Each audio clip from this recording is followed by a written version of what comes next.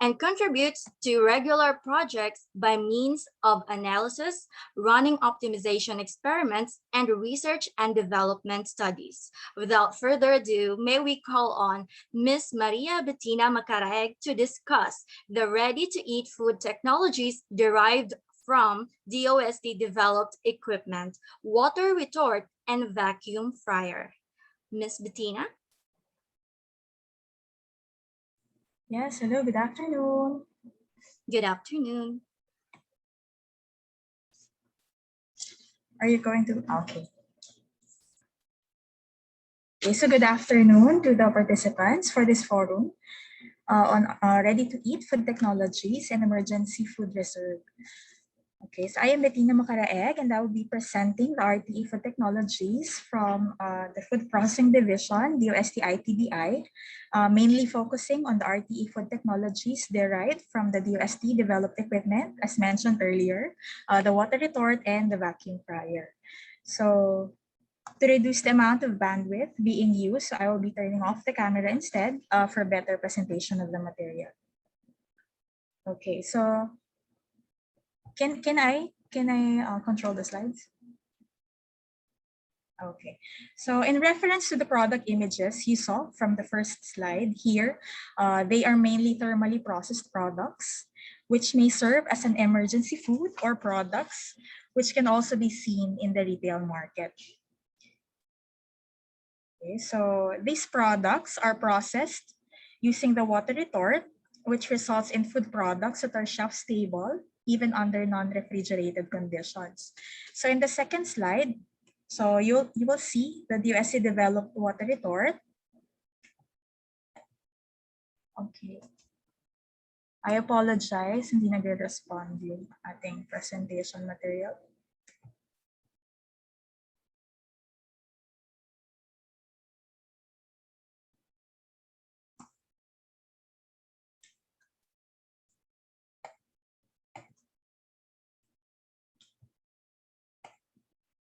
Can you please control instead? Can you please control the presentation?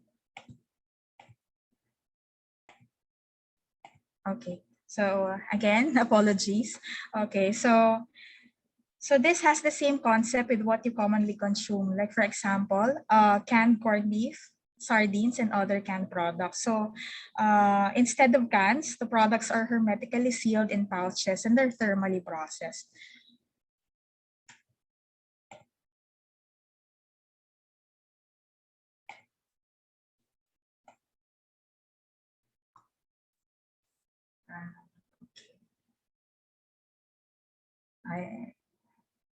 I think we're having technical issues. So mali yung PowerPoint. Thanks, Ma'am Doom.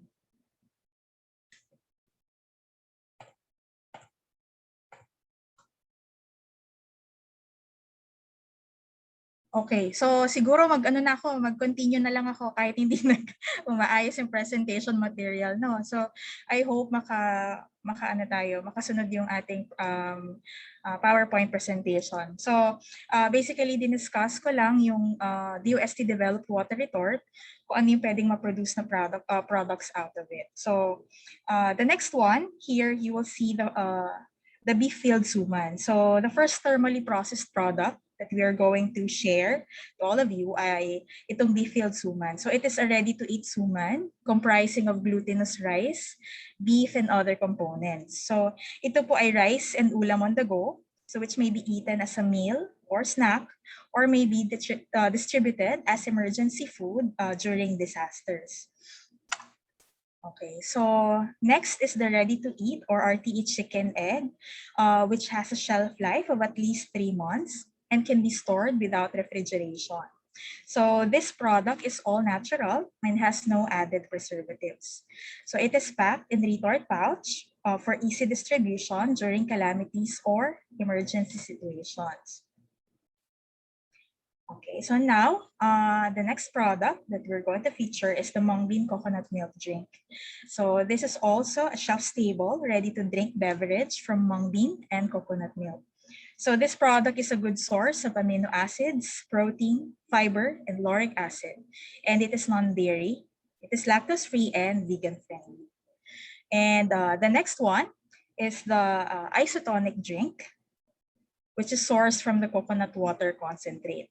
So it is packed with electrolytes that help in delaying the onset of premature fatigue of the body by preventing dehydration. So, and maintaining the body's fluid balance while supplying the body's need for energy.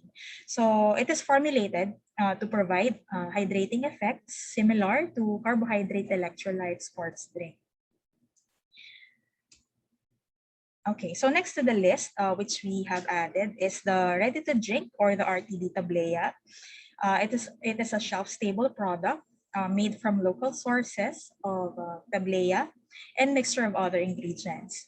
The equipment cost for this product is at 1.2 million pesos with a technology fee of about 52,420 and a total initial investment of about 2.6 million, inclusive already of the pre-operating expenses, technology fee, and equipment cost.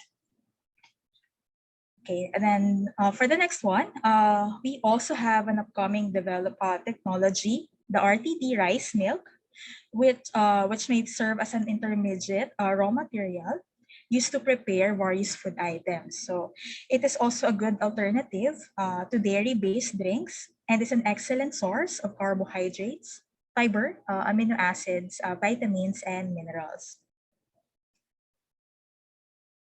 Okay, so next is to be able to feature the investment cost of the following products.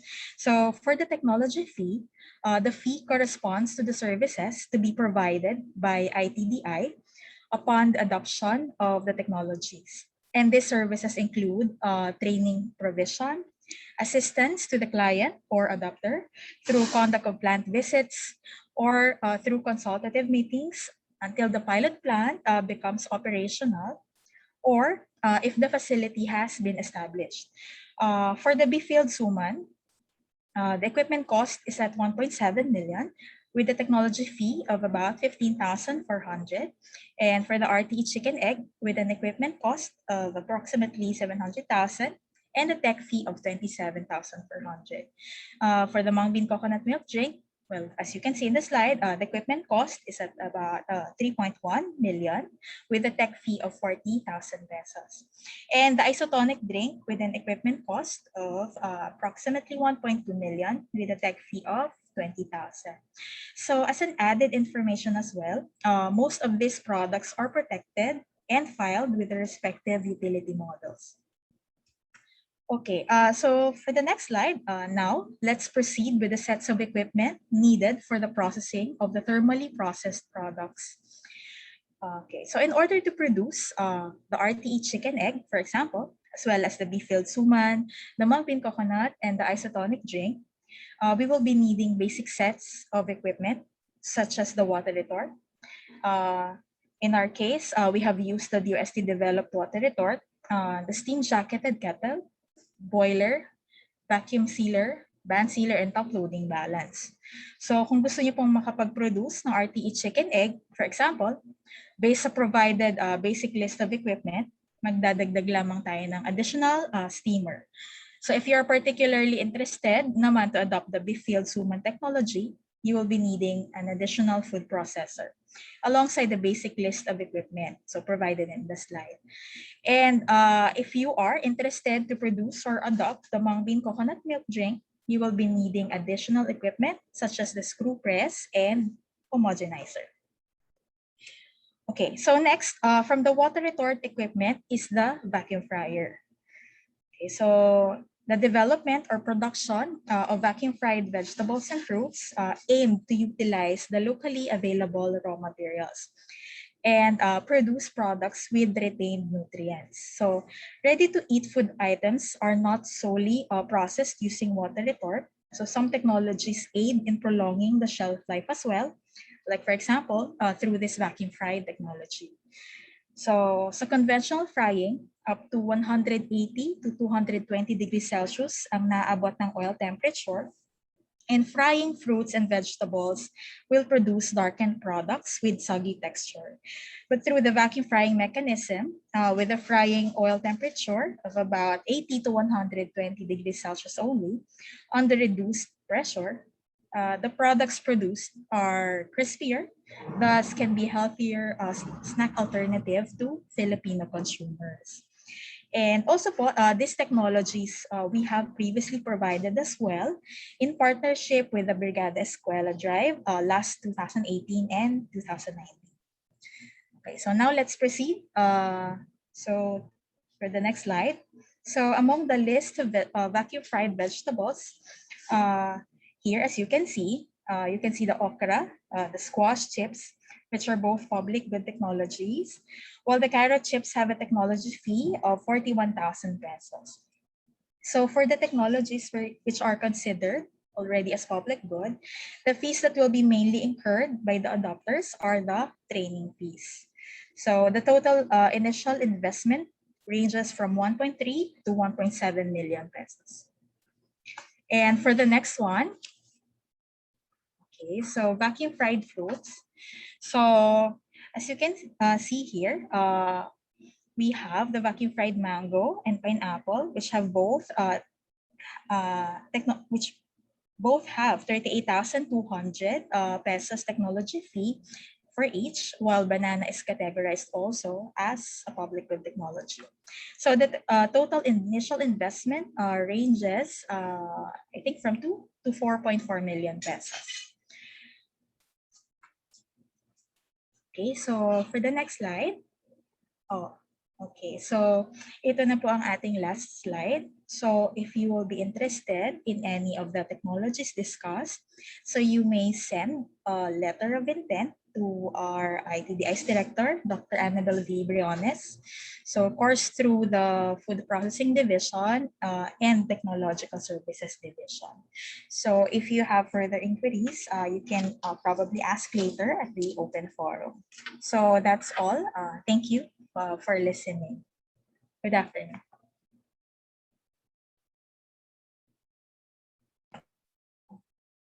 Thank you so much, Ma'am Bettina, for that comprehensive discussion. Before we proceed to our next topic, may I ask everyone if you are familiar of the Pack of Hope, or what comes into your mind if you hear the word Pack of Hope? Type your answers in the chat box.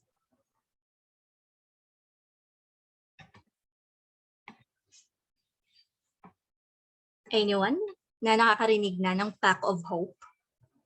Or nakakita man lang? Or na-advertise na ba to sa inyong mga localities? Emergency Food Pack from PDRRMO Palawan. So, wala na ba ibang dito ang nakakaalam kung ano ang Pack of Hope? Emery. Okay. To give us an answer of what Pack of Hope really is, a supervising science research specialist at the Packaging Technology Division of the DOST Industrial Technology Development Institute will join us today.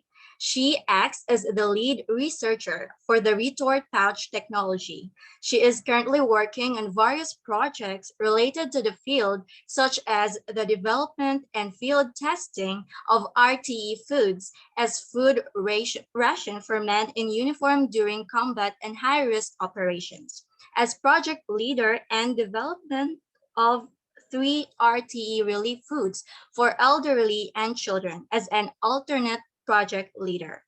Our speaker also conducts package development, product package compatibility tests, process development, and shelf life testing, and provides consultations, seminars, or trainings or workshops on packaging and labeling of food and non-food products. May I call on Ms. Floridel Loberiano. Good afternoon, everyone. Good afternoon, Ms. Please allow Floridel. me to share the screen.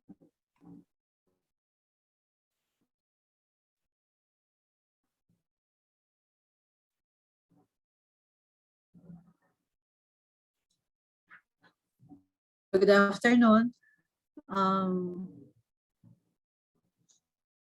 May trivia pa, no? May trivia pa si Charlotte. So what is Pack of Hope? tama naman yung mga sagot nila na pack of hope is a relief food, ganyan, for emergency. Pero meron kaming parang meron kaming tagline for pack of hope. This means that in every pack is a hope to survive hunger. So ito'y lagi naming naiisip pag naiisip namin yung pack of hope.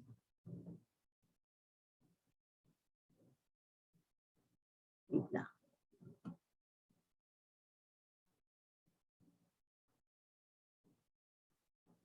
Hindi nagre-respond. Wait lang. Hindi pa rin.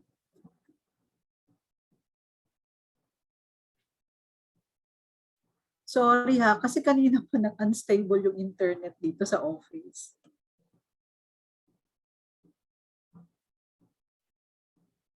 Ayaw mag-respond nung naririnig nyo ba ako? Hello? Yes po, naririnig ka po namin.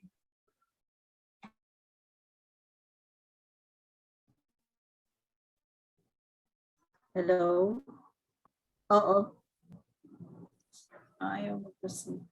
Actually, nag-email ako kay Miss Athena nung presentation, pero I don't know kung umabot, kung na-send. Kasi ayaw niya Sorry. Ayaw niya mag-proceed. Wala kami pang na-receive, ma'am, na presentation po. Oo nga, kasi na ayaw Paano ba ito? Sorry. Wait lang, stop share ako. Wait lang.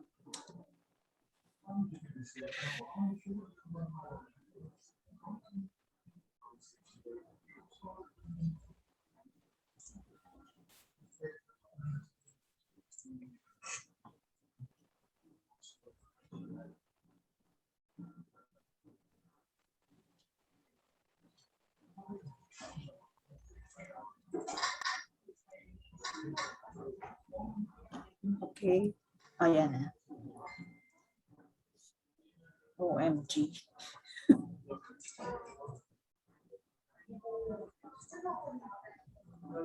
Hello, Miss Athena. Na-share ko na yata. Na-send ko.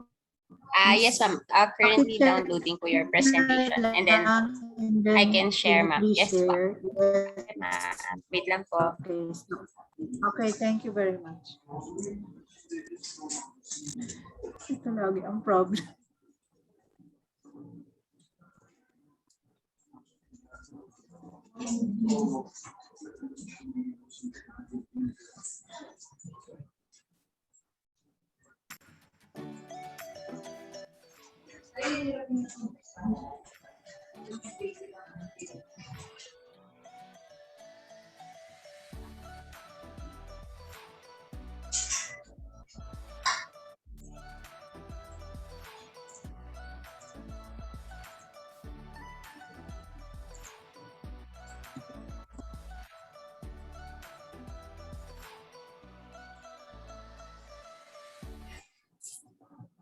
There you go, ma'am. Can you see my screen? Yes, I can see it now. Okay, so as I've said earlier, yung pack of hope that means for us, in every pack is a hope to survive hunger. So next slide, please. Calamities such as earthquakes, floods, epidemics, and landslides have been a common occurrence in the Philippines, repeatedly taking a heavy toll of life and property. The 2013 earthquake in Bohol and the super typhoon Yolanda with many lessons learned. Next slide, please. So one lesson learned, next po. One lesson learned was the difficulty of distributing relief foods and other basic necessities such as which has caused too much stress for the survivors. So what's our solution? Pack of hope, which means in every pack is a hope to survive hunger. This is a disaster relief food developed according to international categories or stages. So the next slide will show us the 3 stages of providing relief foods. First, we have the first stage sa provision ng relief foods, which means that in this stage, immediately after disaster, power, gas, and water are cut off or not accessible. So in this stage, relief foods and survivors need food that can be eaten without water and drinkables and without cooking, like what happened dun sa Typhoon Yolanda, no? Talagang wala kang access sa food and water kasi parang lahat nagulat, no? Nabigla doon. Now, for the second stage naman, this stage, upon restoring power activities, now survivors can now make use of emergency instant food, which requires hot water or yung minimal cooking. For the third stage, all utilities are now back online, allowing survivors to use cooking equipment and prepare foods sent as relief from outside the disaster zone. And at this stage, nutritious foods or supplements are provided to the survivors. Kasi usually yung third stage, ito na yung more than 4 days ka na or 1 week ka na sa evacuation centers. The of providing relief foods, there also exists yung categories of the relief foods. So for category A, these are foods or relief foods requiring preparation, next po, and can be consumed without the drinkable. The first stage of disaster, or at least satisfying hunger, for the first 2 days after the disaster. So for the first 48 hours, ito po yung usually binibigay ng mga relief foods sa mga survivors, calamity survivors. For category B naman, these are relief foods requiring nutrition and can be consumed with drinkable. So, sample for category A, yung kailangan wala kang water, so pwede mo i-consume, hindi ka mahihiringan, hindi ka mabubulunan. For category C naman, these are relief foods eaten by adding or immersing in hot water. Kasi during yung category C, usually nangyayari ito pag yung stage 2. So sa second stage ng provision ng relief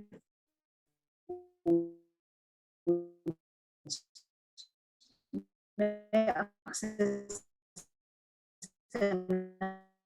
sa water and fuel. Foods na are yung hindi ka nang mag-cook. Sorry, hang down. Hang up pa rin. These are foods that can be cooked, such as yung rice. So itong category B, may access ka na sa lahat ng facilities or utilities. Next po.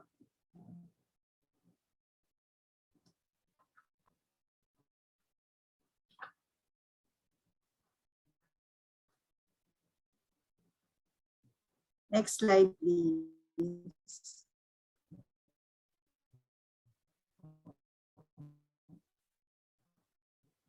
Okay. Yung foods na develop ng PTD, these are retort foods na using yung retort pouch packing technology. What are these? These are retort foods that pre-cooked, that are hermetically sealed in pouches made of plastic and aluminum. Usually, structure ng retort pouch, it has usually 3 to 4 layers po yan. So, 2 of the layers, as I mentioned here, are the plastic film and aluminum foil. And these are sterilized at high pressure and high temperature conditions. Ibig sabihin, more than 100 degrees Celsius or more higher than the boiling point of water ang ginagamit na temperature for retort processing. And they also have apply yung high pressure. So hindi talaga pwede sa retort pouch packaging or retort technology yung simple or one layer or monolayer films, no, or pouches.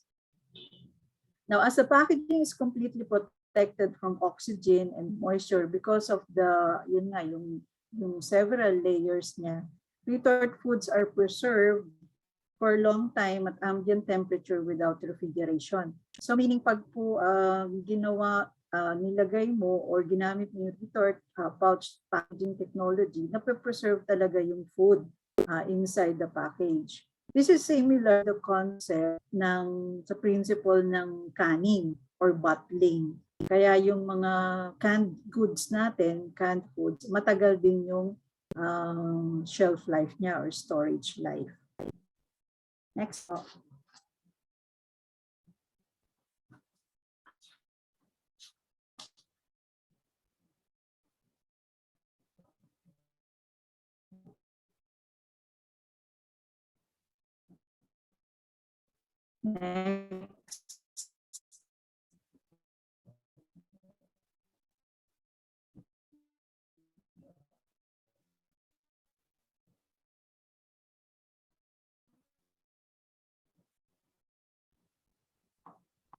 So the first relief ready to eat caldo. It is categorized as a first stage relief food, which means that this can be eaten without any product was developed to address the immediate hunger.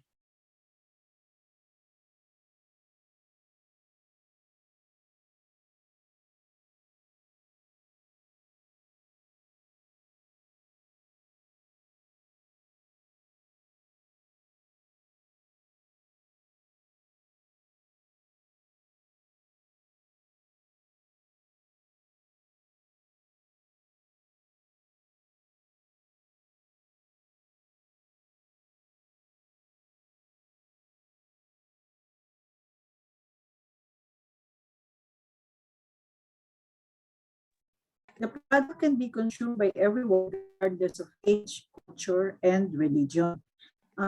We chose yung chicken kasi nga Ma'am Floridel. Sorry. Hi, Yes, Ma'am Floridel. Yes po, hindi po namin napakinggan yung mga previous na diniscuss mo po kasi nawala ka. Sorry. Oo nga. Saan ako babalik? Ako, sorry, very unstable talaga. You can go back to the last slide na lang po siguro para masundan po namin. Okay. Sige, go back na lang.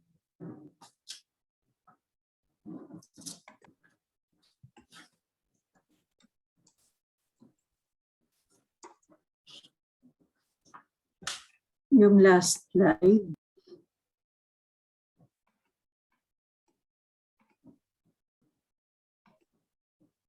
So yung retort packaging technology, as mentioned earlier, sorry talaga. These are retort foods that are pre-cooked that are hermetically sealed in pouches made of plastic and aluminum foil. So yung packaging material which we use for technology have three structure niya to 4 layers consisting of plastic films and aluminum foil. They are sterilized at high pressure and high temperature conditions, meaning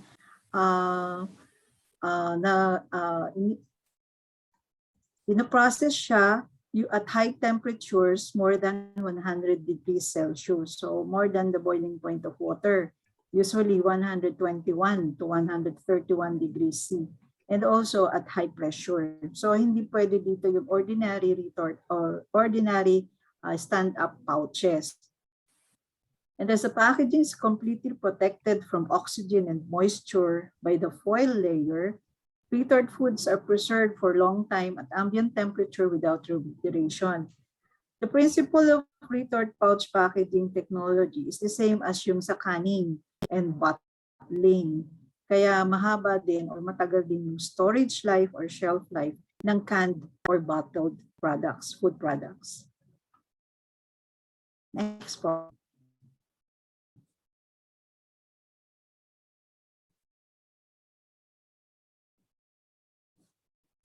Okay. The first to be developed as first stage disaster food was the shelf-stable chicken arroz caldo. It is categorized as a first stage relief food, which means that it can be eaten without any preparation or drinkables. The product was developed to address the immediate hunger and thirst of calamity survivors within the first 48 hours. It can be consumed by everyone regardless of age. Diba yung arroz caldo naman pwede sa bata, pwede sa matanda.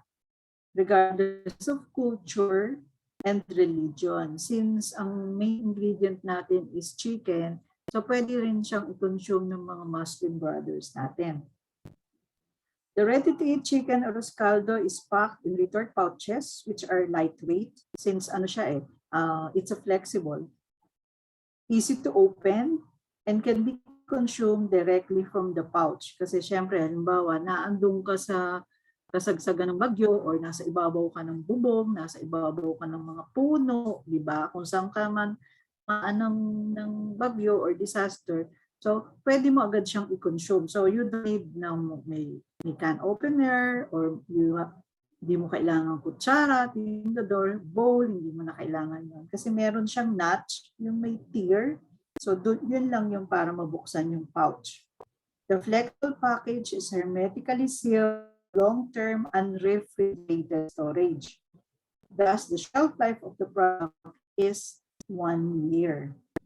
Each pouch contains 200 grams and can be marketed not only as a relief or disaster food, but also as a regular snack. So, pwede rin po ito sa mainstream market. So, hindi lang siya solely for as a relief food. Now, the packaging, both primary and transport, was designed to stand distribution with a maximum aerial drop of 20 feet, can all be distributed through sea surface, land, and can even withstand water submersion case floods. Meaning, kung i-drop siya, halimbawa, sa mga survivors, pwede siyang i-drop from the chopper, maximum 20 feet.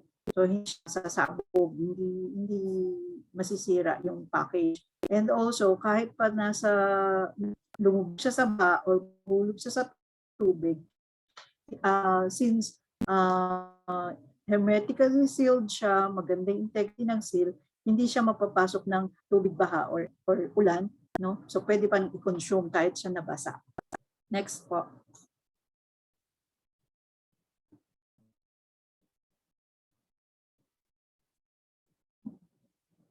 Next, the Pack of Hope RTE Chicken Arroz Caldo was also a finalist in the 2016 R&D 100 Awards held in the United States. So, yeah, nakasama po siya, na-recognize siya doon. Last 2016. And this product has been adopted and commercialized now by 2 adopters through the licensing agreement. So both are located in the NCR, National Capital Region. Okay. So ano na siya, nagpo-produce na po sila and also nagko-commercialize na rin sila. So for for the technology, ito naman yung sa financial viability. So these are yung main items na kailangan, no, for the adoption of the technology. So of course, you need the raw material, yung water retort, which is the main equipment used for the technology, the packaging material, and also the manpower. So yan, as you can see, yung total investment is nasa 16 million, and payback period is about 3.4 years, with a selling price approximately, estimate pa lang to, nasa 28 pesos per pouch. And next po, and the technology fee for this ready-to-eat chicken arroz caldo is 180,000 pesos. Next po. So after the successful commercialization and the deployment of RTE chicken arroz caldo, other RTE relief foods were developed. First developed also is the RTE smoked fish rice meal, which is developed as a second stage disaster relief food, which can also be distributed by aerial drop, maximum also of 20 feet, at sea surface, land, and water submersion. Again, the packaging is lightweight. It is easy to open. And for better appreciation, since rice-based siya, the product can be soaked in hot water for 5 to 10 minutes before consumption. Kasi since this is stored at room temperature, di ba usually ang rice natin, yung tumitigas siya during storage, yung sinasabi natin na parang nababahaw siya. So for better appreciation, since this is a second stage relief food where usual fuel and water are then accessible. So pwede ka nang mag-heat ng water para i-soak mo ito doon sa hot water. It is packed at 160 grams per pouch and has a shelf life of 1 year, again without refrigeration. So other relief foods developed, next po, ready-to-eat boiled sweet potato.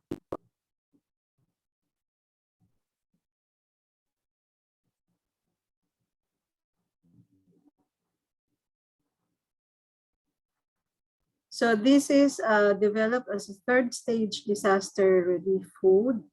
It can also be distributed by aerial drop, higher height at 30 feet. Can also be distributed at sea surface, land, and water submersion. Packaging is again lightweight, easy to open, and is packed at 150 grams per pouch and has a shelf life also of 1 year. Next po. So another third stage relief food, it is also root crop based, is the RTE cassava in syrup. So halos ganun din siya, same as yung sa boiled sweet potato, but this is packed at 200 grams per pouch and has a shelf life of 1 year. Next po. So the main items for this technology are the root crops, which are the raw materials, of course the packaging materials, which are the retortable pouches, and as the transport packaging, the corrugated boxes. So also need for this technology, next po. For this technology, we need the vegetable cutter para maging uniform yung size ng slice natin or cubes. We also need the hot and cold sealer for sealing the pouches, steam jacketed kettle for preparation for boiling ng root crops and also of the syrup. And also we need yung water retort. Yung water retort, lagi siyang may kasamang boiler. Kasi siya yung accessory, yung nag-aano ng fuel, doon mo ma-generate yung energy for this water retort. But for interested actors who don't have, let's say, enough capital or budget para mag-put up ng sarili mong retort facilities, you can also tap yung toll packing services, ng mga packing facilities naman. May mga companies na nagto-toll pack sila. So, pwede naman doon mag-use na lang kayo ng facilities para hindi na kayo mag-i-invest sa equipment. Kasi sa totoo lang, ito pong water retort, medyo may kamahalan yung yung cost niya. Okay, next. For these relief foods, this has been field tested.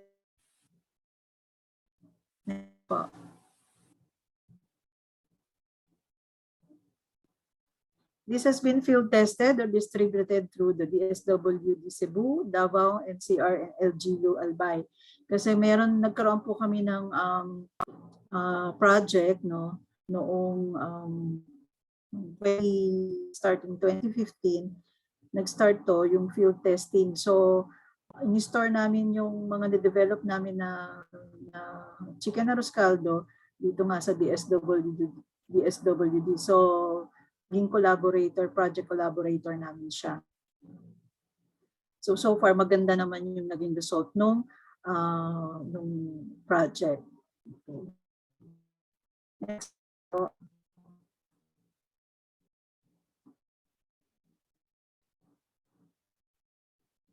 And also for these relief foods, we have conducted distribution or deployment to ito yung during different disaster. Also, ito yung nag-distribute kami during yung eruption noong Taal volcano. Yan. So yung first, yung sa top 3 pictures, photos yun sa Taal. And ito yung noong 2020, January 20. And also, dito sa mga lower photos naman, nag-distribute na kami doon sa nung nagkaroon na ng pandemic. So nag-distribute kami sa mga hospitals for medical frontliners. Next po. And also we distributed dun sa PNP checkpoints kasi di ba sila yung naandun sa mga checkpoints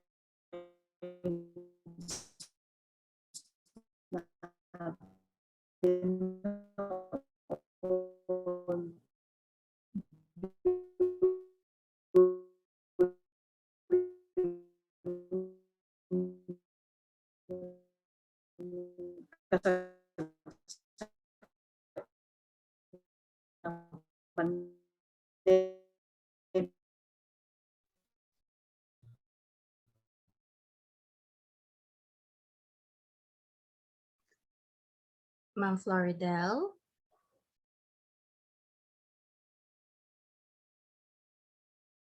We can't hear you again po.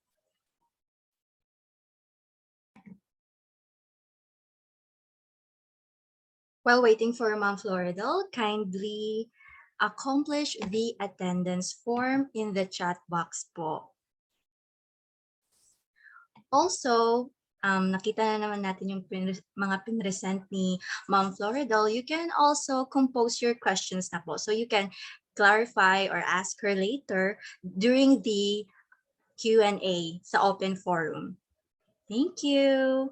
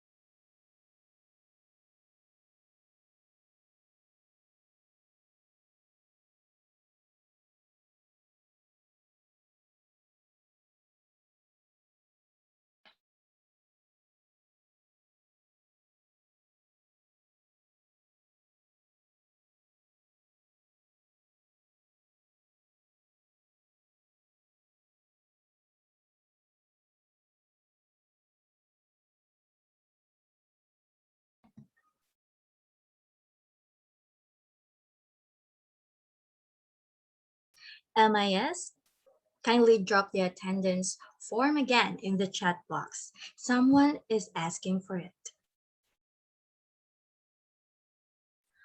Okay, na-disconnect po daw si Ma'am Floridel. So let's proceed to our next topic na po. And also, if you have questions naman kay Ma'am Floridel, we still have the open forum po. For our next topic, emergency food reserve, the DOST-ITDI Super Flour, a supervising science research specialist at the Food Safety Section, Food Processing Division of the DOST Industrial Technology Development Institute, or DOST-ITDI, will discuss the technology. She specializes in conducting research and development of Tapos new na. food. Hello. Okay na kasi last two slides na lang yata. Sorry. Do you want to continue, ma'am? It's okay. Ano naman, last na yon kasi di ba yung last slide ko. So we distributed also those PNP checkpoints. So during this pandemic, Okay po. and after that, yun na, parang research about the technology or a director, no? Si Director Annabel Briones, and also you can also contact yung technological services division namin. So, si Miss Cherry nandito siya to answer your queries or questions about so yun lang po. On relief foods, we also are retort foods for many uniforms. So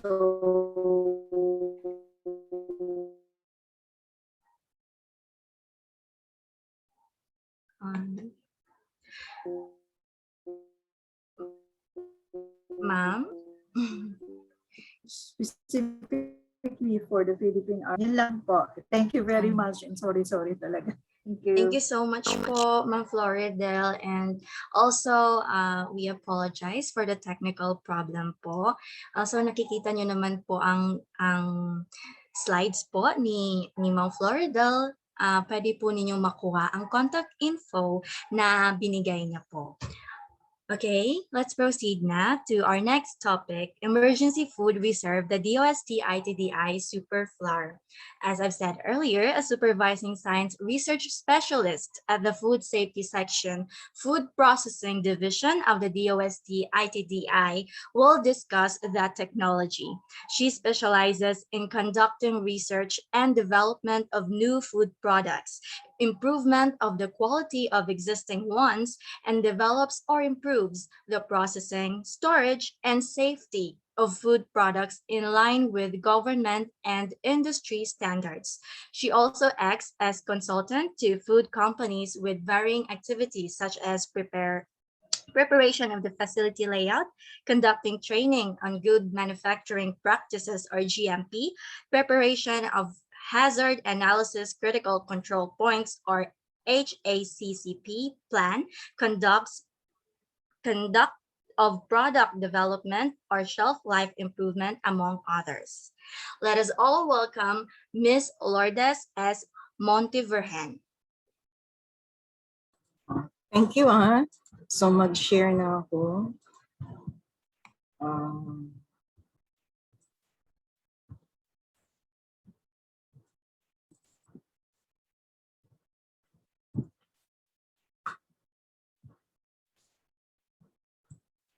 So, nakikita ba yung slide ko? Okay na? Hindi ko pa po siya nakikita. Maybe, ayan po, okay na. Okay na? Okay. Yes po. So, good afternoon. I would like to share with you our work on emergency food reserve. This is an offshoot of our project with the City of Manila in 2002 to 2007. So share ko muna po sa inyo yung Sustansya Atienza program. So nawala. Sandali.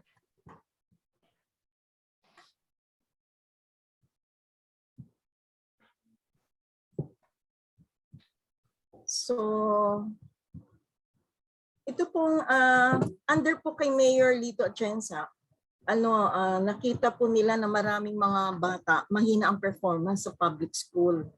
So, nalaman nila na maraming malnourished at hindi nakakakain bago pumasok sa school. So, ang ginawa po nila, meron kasing grupo ng mga kababaihan, yung kababaihan ng Maynila Foundation. So, sinabihan nila na mag-prepare ng food, nutritious food para sa mga bata na pwede nilang ipakain. So, ang nangyari po ay una, ginagawa po nila. So marami po silang products na ginawa at ang nakita po nila na mas mabilis na ipamigay sa mga bata ay yung pulveron. So ang ginawa nila para maging nutritious yung pulveron, nilagyan nila, nagprito sila ng mga gulay. So syempre nung nakita namin, kami mga tiga-IPDIs, sinabi namin na syempre mataas kasi ang frying temperature, so mababa na ang retention ng mga nutrients. Kaya kami po ay tumulong sa kanila.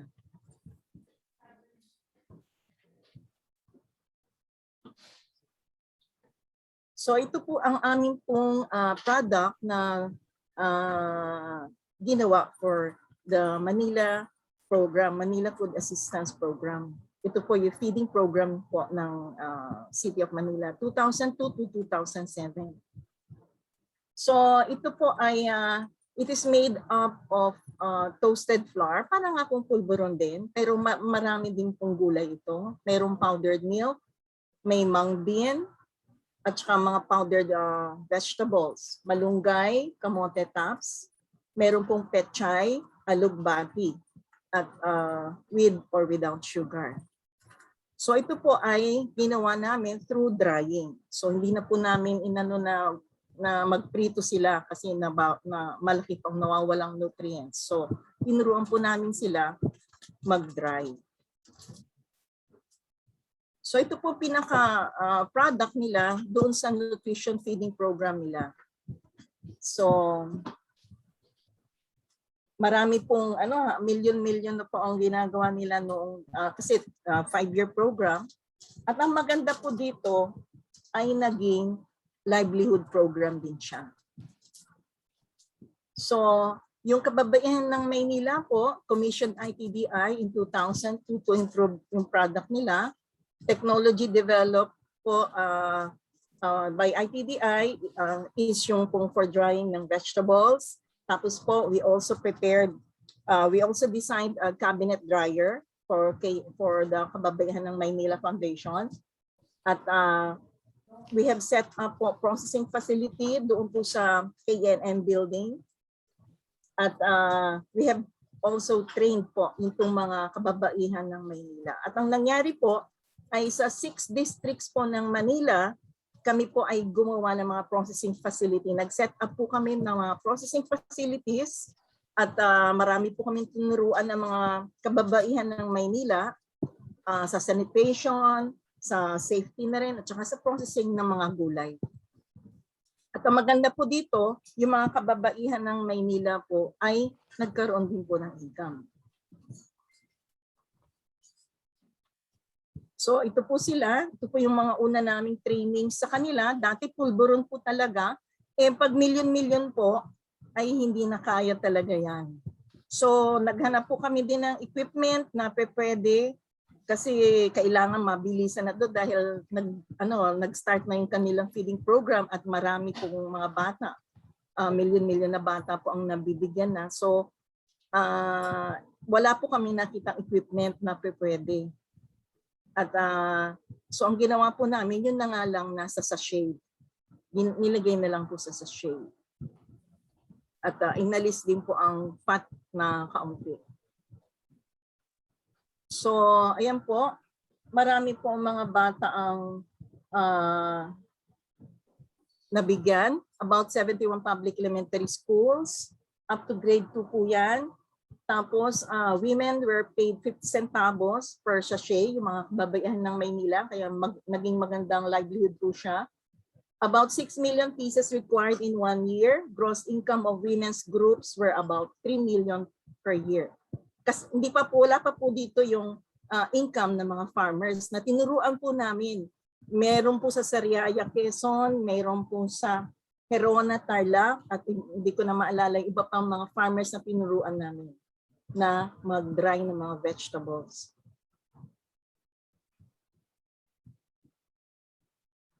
So ito po naman yung mga iba't iba pang mga products na dinevelop namin for the Manila Food Assistance Program. So, okay po ba? Wala naman problem po. Nadidinig naman po ako at hindi naman po nag-weekend yung yung audio. Yes po, clear naman po. Okay. So, ito pong pinipare namin, yung junk food, ginawa po namin nutritious itong junk food na ito. Bali, doon po sa pinaka-base ng parang base po ng food na ito ay nilagyan namin ng mga vegetables. Ganon din po yung kanyang flavoring. Kasi di ba may flavoring yan sa labas na mini-mix lang, binadry mix lang. So, pati yun nilagyan namin ng vegetables. So, marami pong awards ang nakuha itong program na ito. Dahil po unang-una, it was beyond malnutrition at ang maganda nga po dito yung livelihood program na na-develop dun sa Manila Food Assistance Program namin. So marami po siyang awards at yan po ang mga Best Nutrition Program, yung 2000, balik kasi po, it was a 5-year program. So most consistent, most massive feeding program. At ang ano po dito ay na-recognize yung cooperation ng farmers, government and private groups and communities. At ganun din po yung mga thousands of livelihoods na na-generate. So siguro kilala nyo po, nakikita nyo sa advertisement, ito po yung mga ni-retain nila na product, yung malunggaying capsules, tsaka iba pang mga na ginawa nilang tea. So kami din po ang nagturo niyan sa kanila. So ito pong production ng emergency food reserve, it is actually for community disaster preparedness. Bago po magkaroon ng disaster, katulad po sa mga disaster-prone areas, dapat po meron na tayong reserve food. Meron na tayong nakaimbak na pagkain. Alam niyo po ba ang nangyari sa Bohol? Maraming namatay na bata. Kasi noong nagkaroon ng disaster, wala talaga silang makain. Na-cut off po sila sa labas. Di ba, marami pong tutulong na magpapadala mga ayuda pero hindi po kaagad nakapasok. At syempre, magkakaroon po ng ilang days bago makapasok yung ayuda. Kaya po importante talaga na we have to help hungry communities achieve food security on their own. Marami po tayong mga, marami po mga root crops, marami mga vegetables. I-process mo yon just by drying, shelf-stable na po yon. Makakatulong na po yon. Meron ka ng for disaster preparedness, meron ka ng for nutrition program, meron ka pang for livelihood program. So, ito po. So, ito pong emergency food reserve ay isang community-centered production employing science and technology-based interventions in improving the socio-economic conditions in disaster-prone areas under a framework of cooperation, of a multi-sectoral cooperation. Farmers, yung community, yung government, and private groups.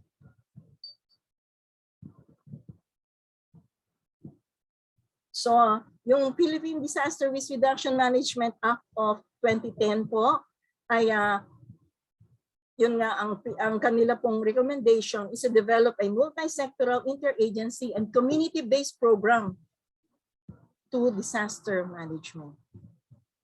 So importance po, ng bakit important po ang may sarili tayong food reserve sa mga communities natin. Una, increasing agricultural productivity. Siyempre po, magkakaroon po ng economic activity sa community. Maganda magiging katayuan ng mga, sa community po ng mga tao doon. Reduce wheat imports. Tapos stimulate production po of local crops.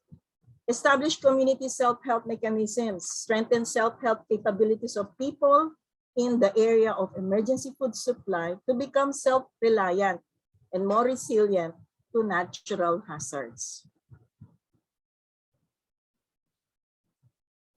Tapos po, using locally available materials will help in economic and agricultural development in the countryside. Lower cost non-food aid shipped from international donors. Assistance is timelier. Resilience of communities to food shortages and disasters will reduce cost to government and private businesses. Kaya nga po nasabi ko sa inyo noon, nasabi ko lang po na yun nga, mga nangyari noon sa Bohol, maraming namatay kasi natagalan po ang ayuda. Ngayon naman po, ito naman po isang another aspect naman po ito. Doon po sa Bohol, marami pong mga kababaihan na mga bata.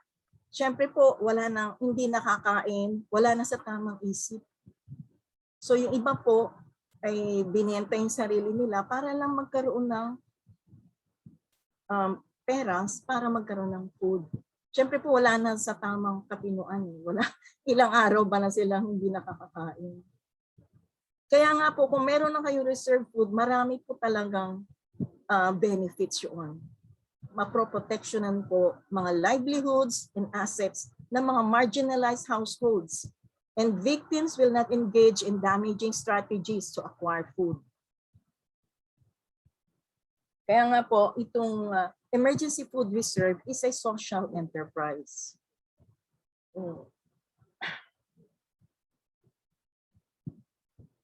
So, nag-start po ito kasi ito po ay thesis ko po, Technology Management, funded by DOST in 2008 and to 2009. Tapos we have already presented this ASEAN conference in Brunei in 2009 po. And ito po ay na fund po ng isang international organization, yung S&P Innovations for the Base of the Pyramid, or IBOP Asia. At 8 applications po, including these, were chosen out of 96 applications from other countries in September of 2010 po. So we were granted funding by IBOP Asia and implemented sa ITBI po. And noong 2011 po, facility in Botolan was given a grant by DOST and the LGU of Botolan. At nag-start na po silang mag-process ng ating pong emergency food reserve. Nagkaroon po, yung after po ng 2011, 2012, nagkaroon po ng isang NGO funded Botolan's facility at meron na po silang magandang facility ngayon. At ang equipment po ay nagbigay po ang DOST ng grant. So para po sila makapag-produce ng ating pong emergency food reserve. So nasa climate best practices na po ito in the Philippines, climate change adaptation na book.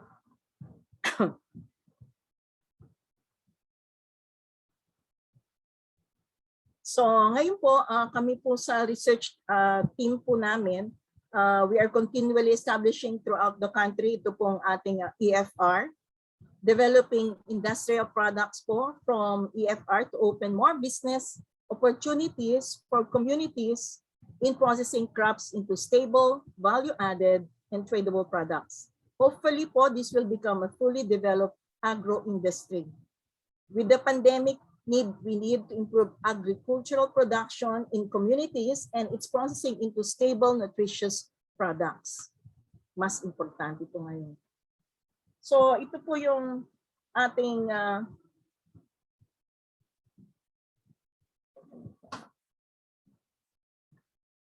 so sa processing po, we need a dryer. Mga 300,000 po usually ang dryer, and ito po yung mga major equipment, and we need a grinder. Ang grinder po is less than 100,000. So basically, yun po yung ating pong major equipment. So may steamer, and yun po, meron kang syempre mga packaging material for the dried product. So we can, ano po, na if you're interested po, we can train. And ito pong technology na to ay libre po. Ito po ay for public use na po, para makatulong po talaga sa ating po mga communities. So ito po yung mechanical dryer. At ang una po naming ang aming mga prototype community is yung sa Botolan, di ba po, dahil sa pinatubo na pumuto. So yun po yung aming pong prototype community, at ito po ay nilaunch noong 2010. So ngayon po, itong community na to ay still producing po itong ating emergency food reserve. So ito po ang mga grupo nagtulong-tulong para po magkaroon po ng production facility ang Botolan. So ito na po ang bago nilang processing facility. So maganda na po ang facility nila. So ito pong product naman natin ay neutral in taste, para it can be used in various food preparations. It is a versatile product. It offers convenience kasi po ito po ay pre-cook na po. It may or may not require cooking. It's packed in OPP or nylon PE to withstand floods and aerial drop. And shelf life po ay actually 2 years at room temperature. At kung mas maganda po ang storage, pwede pa pong tumaas ang shelf life. Kasi it's a dried product. Alam niyo naman pag dry, mataas ang shelf life. So directions for use, you can just add water or other liquid, mix and eat or drink, or add other flavors and ingredients to use as soup, dish, or dessert, or cook and bake and use like flour. So later po, marami po akong pakikita sa inyo yung mga products namin. So ito po yung kanilang processing facility na FDA approved na po yan.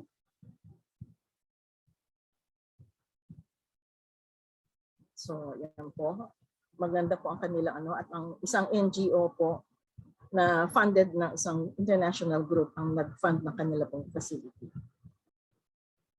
Ang equipment naman po ay grant po ng DOST.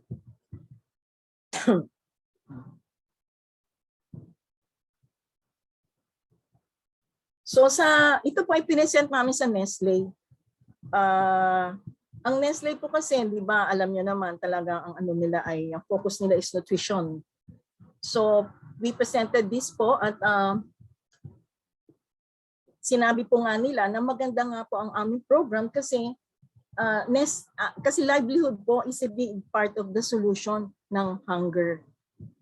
Dapat po talaga livelihood. Yung feeding po is not enough kasi after ng 6 months, back to zero sila, back to gutom.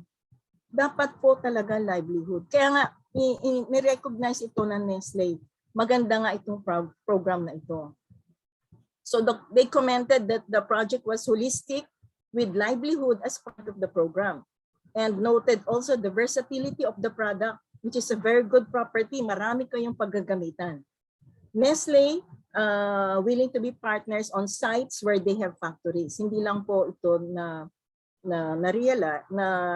naging so we're still waiting po kung kailan po ito yung aming pong project with Nestle. Meron lang po kasing isang grupo ng agency namin na hinihintay namin to evaluate po yung nutrition component ng program. So ito po, it's a flour po. Emergency food reserve in the form of flour. So ang tawag po namin is a gift Nutri-Flour, a versatile reserve food. Ngayon po, ang ginawa namin ay from 4 raw materials, ngayon po ginawa na namin 7. So kamote, cassava, saba, kalabasa, mung bean, malunggay, and soybeans. Or pwede pong sitaw beans kung walang soybeans. So for use in disaster mitigation, nutrition feeding, livelihood program, and food security. So madali lang pong gamitin. It's pre-cooked na po. You can add water or other liquid, lagay sa chocolate drink, lagay sa coffee, or add flavors and ingredients for variety. Pwede pong gawing soup, dessert, cook or bake, and use like flour. So, una po, yun nga yung kasaba. Ito po tagang ano to sa disaster. Pag ulan, tagtuyot, kayang-kaya po ng kasaba. Kaya nga po ang United Nations, ay yan po ang pinopromote. Yung kasaba as primary reserve crop in times of disaster. Kasi po resilient to adverse climatic conditions ang ating kasaba. Kamote naman po, orange sweet potato, maganda po yan. Very rich in beta-carotene, precursor vitamin A, and can ease malnutrition and blindness. So maganda po ang ating pong kamote.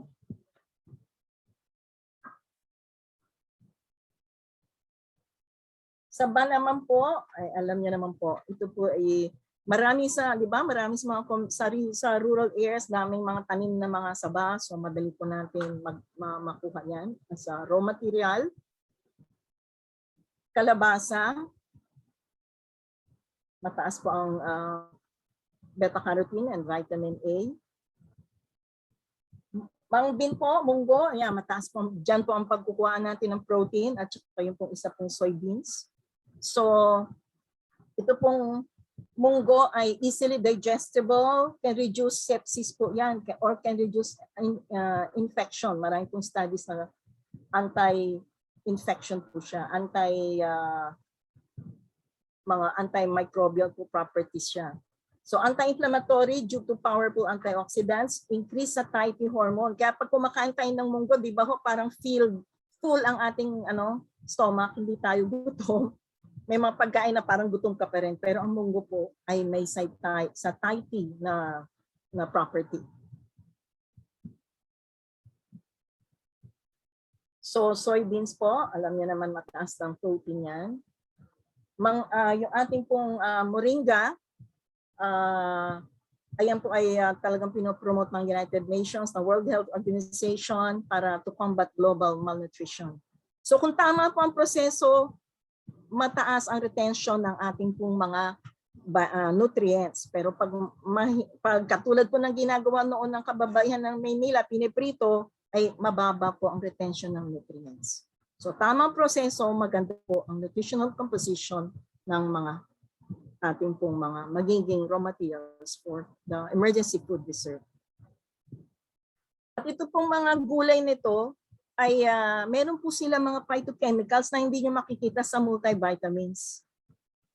Katulad po ng lutein, moringin, at iba-iba pa pong mga raw materials natin, mga fruits and vegetables na maraming phytochemicals na nakakatulong po para sa magandang health ng ating pong pangangatawan.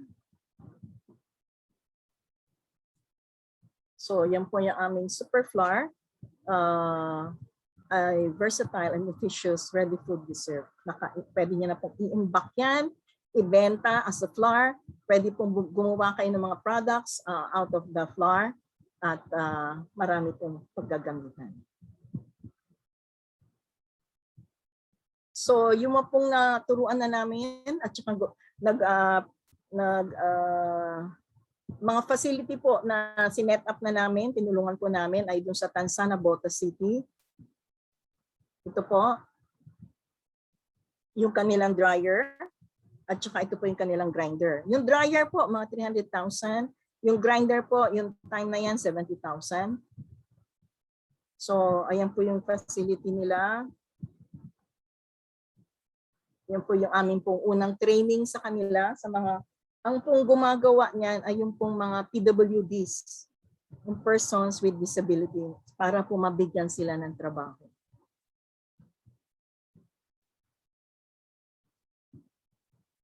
So, yan po ang dryer nila, malaki po. Ito naman po ay isa pang facility. Ito po yung malaki po sa Bulacan. Pero medyo isa lang pong grupo kasi ang tumutulong talaga dito. So medyo namahalan. So medyo nilitan po nila ang kanilang facility. So kasi po ito po, covered po nila 100 hectares. Ang dami-dami nilang kamote, ang daming kasaba at iba pang mga prutas at gulay. At ang marami pong mga itas din doon na katulad po sa ating Botolan na area ay sila po ang tinuruan namin. So matagal din po maturuan yung pong mga nasa rural communities, pero ngayon po na-expert na po sila. At sa sanitation at safety ng product ay wala pong problema. Ito naman po yung pag-asa ng tribong dumagat sa Bulacan. Tinuruan po namin. Ito po yung product nila. So iba't ibang product, meron po silang iba't product doon sa amin pong ginawa emergency food reserve. So ito naman po ay yung isang company po, Community Health Education and Emergency Services. Sila po ay isang rescue group, isang rescue school po sila. So ito pong EFR ay ginagamit po nila, nagbebenta rin po sila ng flour. At the same time po, ginagawa po nilang chocolate bar na kami din po ang formulate para po sa kanilang rescue bags. So, sa mga rescue bags, teka, saan po ba yun? So, ito po yung facility nila. Ito po. Meron po sila mga go bags na tawag. So, kasama po yung mga chocolate bar. Na kami din po ang nag-formulate. Ngayon po, marami na silang mga finormulate mismo kasi may chef sila. So, nag-conduct din po sila ng mga nutrition feeding. Sila din po ang mga gumawa ng mga products na iba. So, yan po. Ang brand name po nila ay Tropica. So, ito naman po yung ginawa namin na kami po, sila po ang gumawa, yung pong Cheers, 2 million pesos worth po ng pulveron ang ginawa po at saka yung energy bar. So, medyo may nangyari lang po na hindi maganda kasi hindi nila binake yung pulveron, so madaling nasira. So, yun po. Yung energy bar naman po na chocolate, okay lang po. Hindi naman po natunan. So, ito pong isang area sa Guimaras.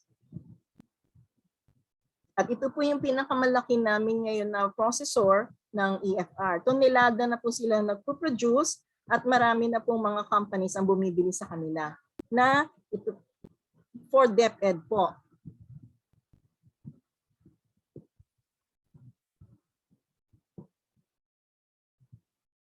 So ito pong mga companies na sinusuplayan po nila ay actually po for the Department of Education. Yung nutrition program po ng DepEd, national level po yun. Kaya tonelada na po sila gumagawa. Tapos mayroon din po silang sinusupplyan na bakery para po sa nutrition program ng Manila, LGU. At ganoon din po, nagsusupply din sila sa mga ibang companies and bakeries using yung ating pong super flour as fortificant, ilalagay sa mga iba't ibang mga products. So yung Botolan and Bulacan facilities po, maliit pa po kasi yung production nila. Meron po din silang sinusupplyan companies for DepEd at saka iba't ibang mga companies para as fortificant po yung super flour. So I just would like to share with you po, ito pong first emergency food. It's a chocolate po bar na meron pong oatmeal flour para hindi matunaw. At kaya nga po nanalo ang, sa Second World War, nanalo po ang US dahil po sila po ay merong emergency food. Kasi po ano po siya talagang concentrated na energy. Dahil po mataas ang fat, makakayanan talaga ng mga sundalo maski na sila po ay pumunta sa mga malalayong lugar. So ito po ang unang emergency food. So ito po ang flour natin. Medyo greenish po siya. At kami po ay nag-develop din ng comics para kung paano gawin ang ating pong emergency food reserve. At ganon din po mga recipes na ginawa po namin. So may para po sa livelihood din. At ito nga pong meron kaming chicken soup powder, pulveron. Pwede din yung lagyan ng chocolate sa i-coat po. Tapos may bread po pero hindi po siya 100% na EFR flour. Donut, 100% po yan. Yung lang pong bread ang hindi po 100%. Kutsinta, cookies, yan po yung mga aming formulation po. Na pag mag-a-adapt po kayo, kasama na po lahat yan. So iba't iba pong recipes ang ginawa namin. May ukoy po, maganda po din yan. Masarap po yan as ukoy. Cake, vegetable burger po. So ang botolan po ay gumagawa po sila palagi nito, vegetable burger, binibenta po sa mga public schools. So may EFR na po sila, tapos po gumagawa pa po sila ng vegetable burger, binibenta sa mga public school. Ito pong burger, vegetable burger. So yan po yung formulation namin at siguro naman po ay meron po silang binago or base lang po naman ito. So noodles, cocoa drink. Ito po yung green chocolate and brown chocolate bar. Gustong-gusto po ng mga bata yung green kasi matcha flavor daw. So hindi nila alam na may gulay. Para kasi naging green tea flavor po siya. So yun po. So ito na po yung aming pong mga iba't ibang mga products. Iba't ibang flavor po kasi ang ginawa namin. For the chocolate bar, may Sans Rival bars. Meron kaming, ito naman po yung mga gawa na ng ibang mga companies. So bumibili na lang po sila doon sa mga nagmamanufacture at ito po ay ginagawa nila as a reserve or emergency food ration na po. Pag emergency food ration, yung ready to eat na po. So yan po ang ginagawa. Tapos ito naman po ay yung pinadala sa Nepal noon nung nag-earthquake. So ito po. Tapos po sa Marawi, meron pong grupo, kasama po ako dyan, na gumawa po kami ng marami at dinonate po namin sa mga sundalo sa Marawi.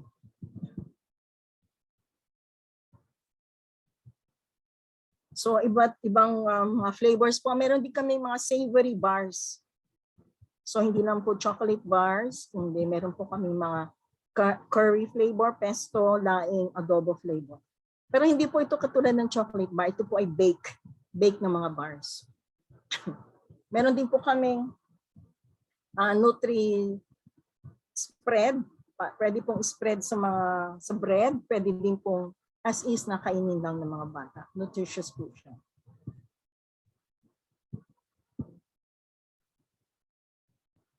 Ito po yung aming pulveron.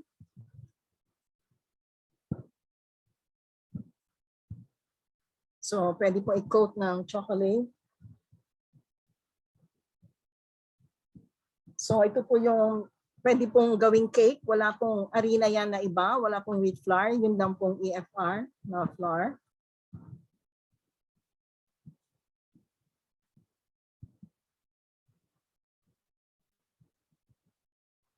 So, ito po, makikita niyo yung ng cake. Purong EFR flour po yan. Tapos gumawa din po kami nag-prepare na rin po kami na parang hot cake mix. So may cake mix kami made from EFR. Meron naman pong ready to eat na mga biscuits, cookies, tsaka pastillas. So may mga formulated po kami ng mga bread at saka iba pang mga recipes. Ito po yung bread. So ito naman po another recipe po for the bread. Ito po ay mas marami-raming wheat flour kaysa sa EFR. Yung pinakita ko nung una, mas marami ang EFR kaysa sa wheat flour. So depende po sa inyo kung ano yung gusto niyo. Pero syempre po mas nutritious yung mas maraming EFR. So meron din po kami, ito po, mga Nutri Cafe, may EFR po yan, coffee, yung 3-in-1, kasama na rin. May, syempre po, ginagdagan namin ng EFR, kaya mas dumami. Chocolate drink mix with 20% EFR po yan. Pwede nyo pong gawing budbod. Pwede pong ilagay kung saan-saan para magdagdagan ang nutrients na ating pong binibigay sa mga bata. Tapos, meron din po kaming pinipare na vegetable burger patty dry mix. So, ito pong dry mix na ito parang hot cake, pero ito po is a vegetable burger. So, lalagyan lang po ng itlog at ng tubig. Tapos, pwede na pong i-form na patty at i-pan fry. Yan po. Tapos pwede pong ilagay naman, gamitin ang ating pong EFR sa iba't ibang mga recipes natin. Pwede pong lagay sa itlog, mga meatloaf,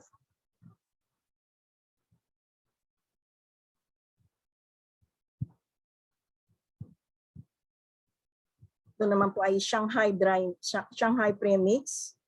So, lalagyan din po ng itlog at tubig. Wala pong meat ito.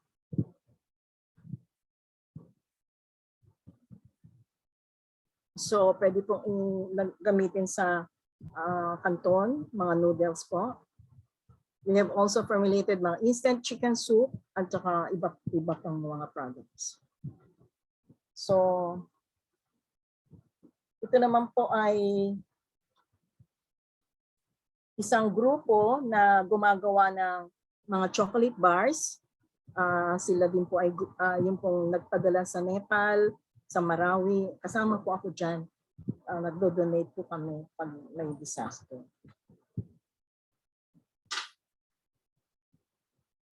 So, ito naman po ay yung galing sa Cheers. Ito po yung mga iba't ibang mga products na dinevelop na po nila yan.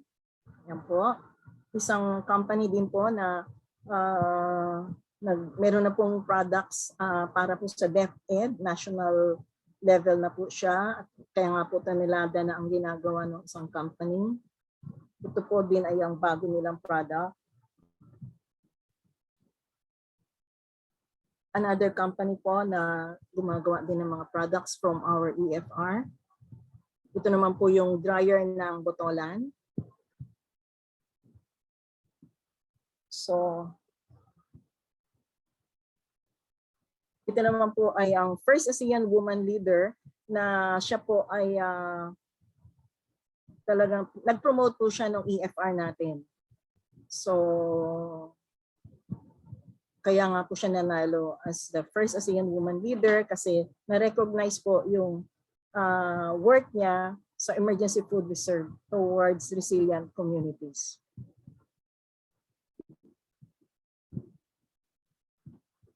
So ito naman po ay isang grupo ng mga estudyante sa Ateneo, ginamit po yung product at more or less yung pong sistema kasi it's a government private groups, multi-sectoral cooperation po kasamang communities. So ginamit po nila yung ating pong sistema at nanalo naman po sila na global. Ito po yun. Global Social Entrepreneurship Competition sa US. Using po ang EFR din. So ito naman po ay grupo na ni Mrs. Veronica Gordon Lorenzana.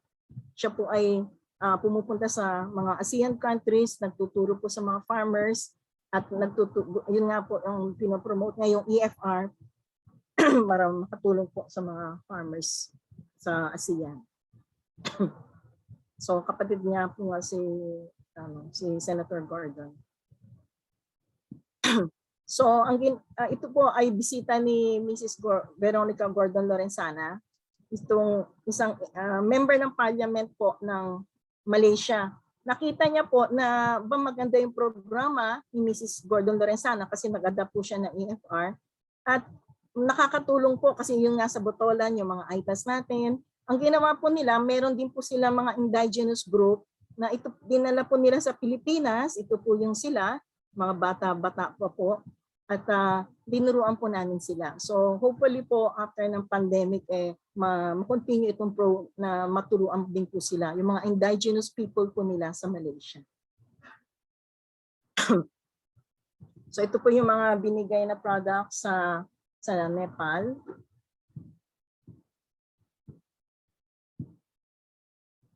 Yung sa Marawi po, nabigyan kami ng award dahil nag-donate po kami doon. Another rescue group po na talagang pinopromote din itong EFR, Search and Rescue Unit Foundation. Nag-training din po sila sa amin. Rich group po, ito naman po ay ang focus po nila yung mga batang langsangan, tinuturuan po nila. So nag-training din po sila sa amin. So marami po kaming mga iba't ibang mga grupo na tinuruan. So hopefully po ay ito nga pong DSWD namin, nag-start na po kami at sana po ay ma-continue kasi iba po ito bali community-based po ito na disaster preparedness at even before the disaster ay meron na silang dapat naka-imbak, may pang livelihood, may pang nutrition program, may for disaster preparedness. So ito po yung mga DSWD na mga 4Ps po na tinuruan namin sa Bondok Peninsula. Ito naman po ay mga grupo ng mga BJMP na mga detainees na malapit na pong lumabas at ayun po ang gusto nila ay yung bakery na mga nutritious bakery products. So tinuruan po namin sila bago lumabas. So iba't ibang grupo po. So meron din po isang grupo na lunchbox project na sila po ay they are selling po mga nutritious products at gumagamit po sila ng mga products na with our EFR po. So katulad po nitong cookies with EFR po ito. So ito po yung pulveron na coated with chocolate. So ito pong emergency food reserve natin, yung ating super flour ay pwede po sa mga feeding centers, commissaries, schools, bakeries, NGOs, private organizations for nutrition feeding, rescue and relief giving groups, nutrition centers, rehabilitation centers, restaurants na gustong serve ng mga nutritious na pagkain. So this is a holistic program for an integrated approach to addressing malnutrition and hunger, poverty, poor agricultural productivity, and poor performance of rural economy in depressed and calamity-stricken areas for emergency and non-emergency situations. So maraming pong salamat at hopefully po ay may mag-adapt po sa atin na itong technology na ito para meron naman pong supplier din sa Mimaropa na region. Thank you po. So, okay ba? Hindi naman nawala? Hindi naman po. Okay, thank you. Thank you, Ms. Lourdes. For our last discussion, the discussion on the Mobile Modular Food Processing Facility, let us all welcome Provincial Science and Technology Director of the DOST Provincial S&T Office in Oriental Mindoro, Director Jesse Pina. Director Jess?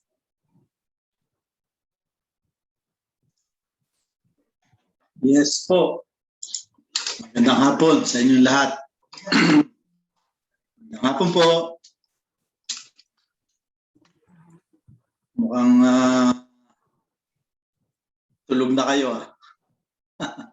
Well, anyway, let me share you my presentation.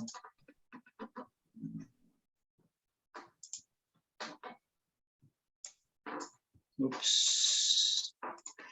Okay. So I will be discussing ITDI's Mobile Modular Food Processing Facility. No. But before the MMFPF, let me share you some slides kung bakit po nagkaroon tong Mobile Modular Food Processing Facility. Ah,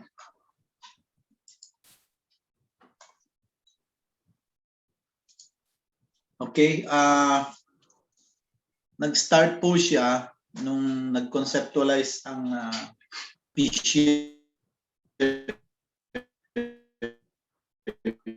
DOST, yung Philippines and Development Council, ng isa pong programa. Since nagkaroon po tayo ng outbreak dahil sa coronavirus. And then nagkaroon po tayo, base po dyan, nagkaroon po tayo ng mahigpit na movement ng mga produkto mula po sa mga farmers papunta po sa mga consumers. And then IATF-TWG, Technical Working Group Survey, showed that 35% of the respondents who were basically farmers were not able to sell their produce, which led to wastage and losses. Ano po? Now, kahit po sabihin ng gobyerno na marami tayong pagkain, marami tayong bigas o marami tayong mga prutas, ang naging problema po talaga paano madadala yung mga produkto na yon sa mesa sa consumers, ano po. So that becomes a challenge. Now, under the new normal, it is expected that there would be greater emphasis on food security. And dahil nga po dito, meron ding tinatawag tayo na pangangailangan or requirement for health-related innovative technologies and innovations on processing and packaging, practically to increase shelf life of food. Now, in response to this situation, the DOST came up with the program Smart Food Value Chain Program. And this will be an integration of different initiatives of different agencies under the DOST in partnership also with state universities and colleges throughout the nation. Okay.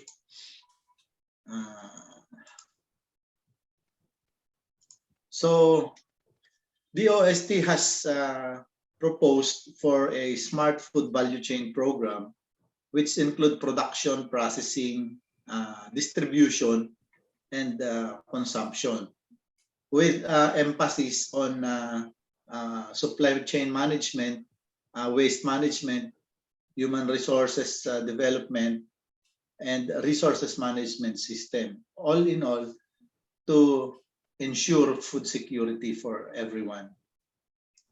And then, pag nakita po natin yung different segments nitong ating DOST proposed Small Food Value Chain Program, makita po natin from production down to consumption, ano po, makita po natin dun sa ilalim yung mga agencies na involved dito po sa ating Smart Food Value Chain Program for the new normal. So talagang ito po ay tulong-tulong.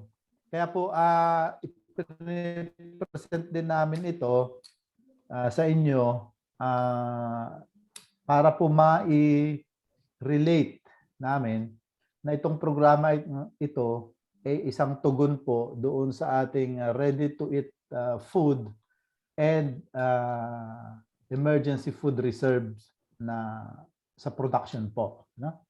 Okay.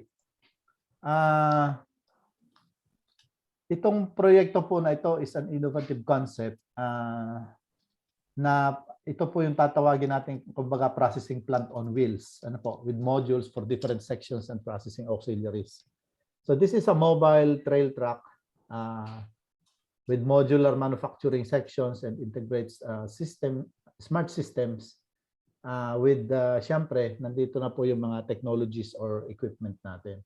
And systems are based on the different levels and scale appropriate to address the specific needs of the region. So for a specific region, magbibigay po ang DOST ng specific na equipment.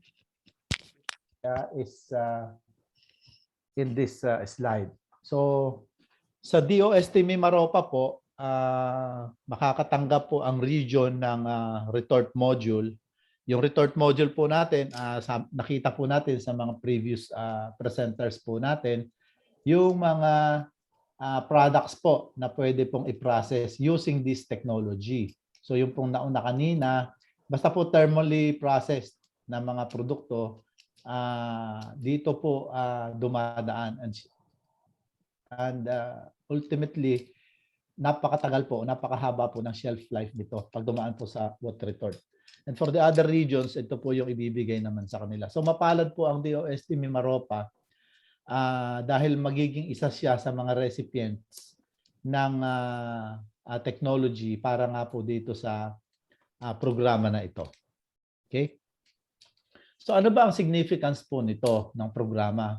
So ma-address po nito yung pong paulit-ulit na production surplus, especially ng ating mga high-value food products like fruits, vegetables, marine products, and other products na makikita natin sa mga rehiyon at sa mga probinsya. And this will also employ GMP practices as well as good agricultural practices, food safety, energy and environment regulations, and other food safety practices. So imagine po yung truck magiging GMP compliant siya, parang ganun po. So ito pong Smart Food Value Chain Program ng DOST has 7 components. Pero highlight ko lang po dito sa presentation yung Smart Modular Mobile Food Processing Facility, yung number 3 po ng DOST-ITDI. Kaya nga po pala ako nagpipresent nito ngayon sapagkat ang DOST Oriental Mindoro po ang napili ng ating regional office para po dito po ilagay itong ating modular mobile food processing facility. Okay? So ano ba itong mobile modular food processing facility na nakalaan para po sa DOST-MIMAROPA? So sabi diyan, talagang yung new normal natin ay nangangailangan talaga ng pagbabago ng pananaw, ano po, especially in dealing with accustomed ways of doing things. This applies to not only to individuals but would have a greater impact doon po sa ating food value chain, and specifically doon po sa how the food is produced, how it was processed, how it was distributed and consumed. Then one of the problems encountered niya po ng ating farmers during the ECQ per IATF survey na nasabi ko kanina, 35% po sa kanila hindi makapagbenta ng kanilang produkto. So ito po yung sasagutan ng ating facility na ito, na dahil hindi ka makapagbenta ng mga produkto mo, hindi mo ma-optimize yung market potentials mo, at ang nangyayari, nag-i-incur ka ng several losses. Kaya magpo-provide ang DOST ng technology para kung hindi mo siya mabenta na fresh commodity, i-value add natin siya, ano? Para humaba rin yung kanyang shelf life. Okay? So kaya nga po yung P-Shared, siya po ang nanguna dito para po ma-develop itong program na Smart Modular Mobile Food Processing Facility. Well, of course, ang DOST-ITDI po ang naging lead agency naman po dito. So, anchored to an attach and go. So, kumbaga po, parang kabit-kabit natin yung mga compartments, parang ganon. And then, punta tayo dun sa isang lugar kung saan ipaprocess natin yung mga surplus o yung pong mga, let's say, kagaya po sa amin sa Mindoro, nung hindi pa po bumabagyo dito ng sunod-sunod, marami po kami po ay calamansi king ng Pilipinas. Kami rin po ay rice granary ng Mimaropa.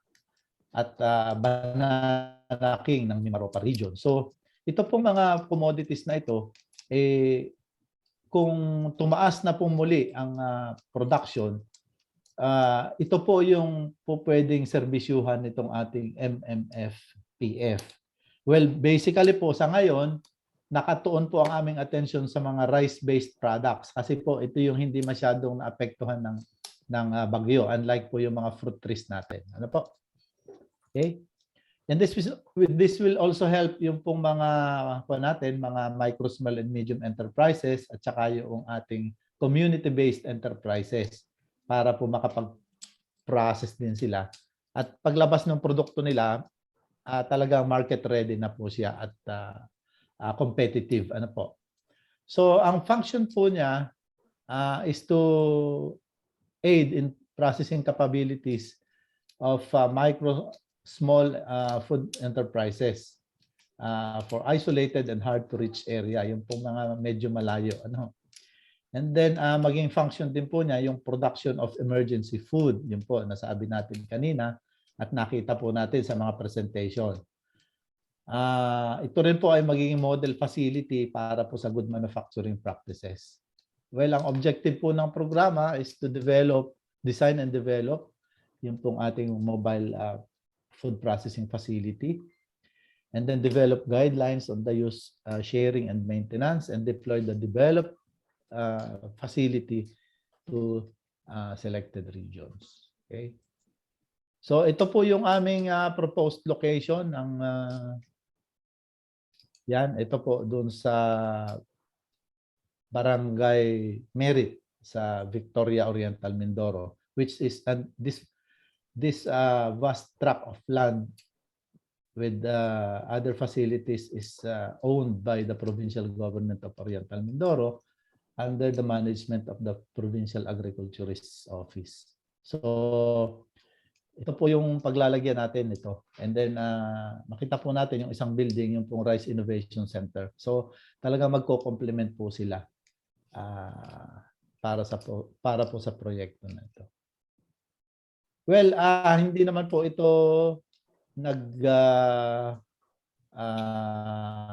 deter para po sa ibang provinces na magdala po ng mga fresh products na medyo mababa ang presyo at dito po natin ipaprocess sa facility na ito. Ano po?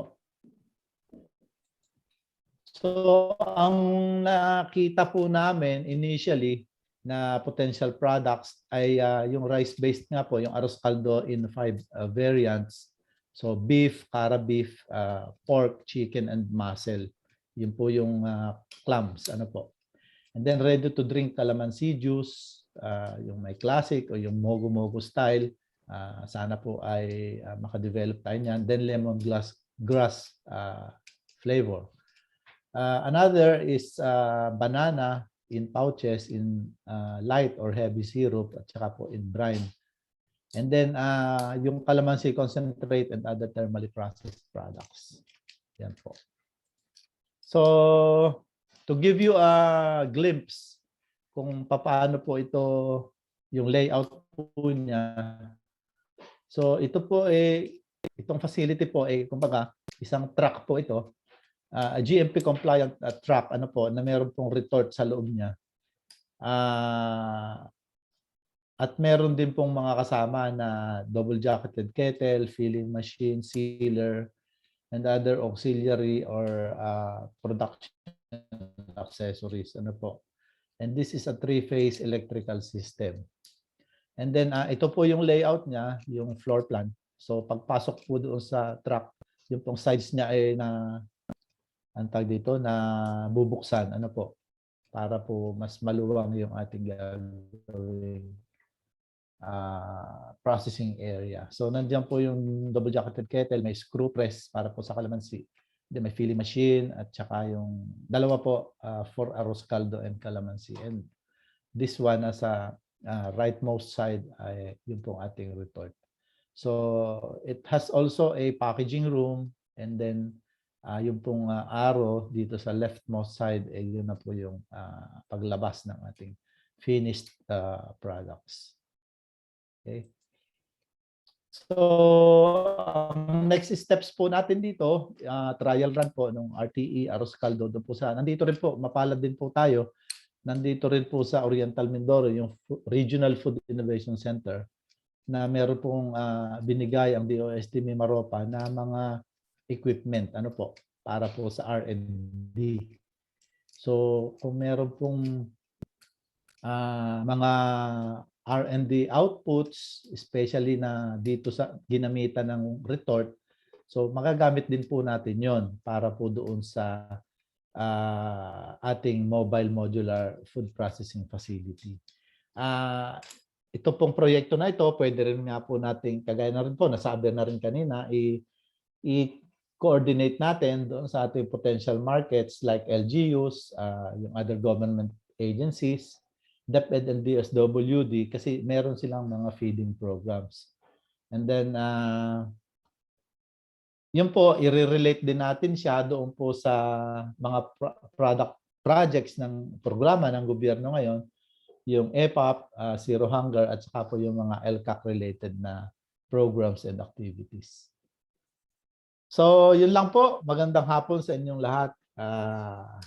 Jessie po sa DOST Oriental Mindoro.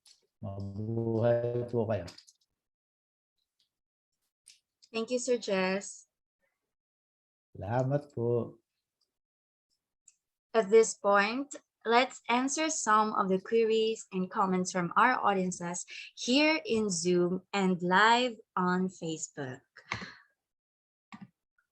Okay, we have here from PDRRMO Palawan. From Mr. Clifford Canilla. Very interesting po itong Nutri-Food. We would also like to try these various products, lalo na po yung lasa, very nice.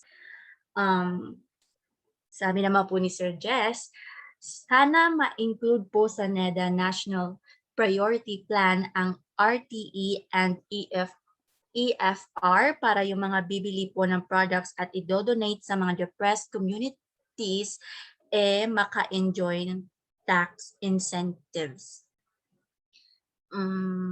We have a question here from Ma'am Marie Chris from Shapes po. Is it possible to purchase po ng vacuum fryer if ever?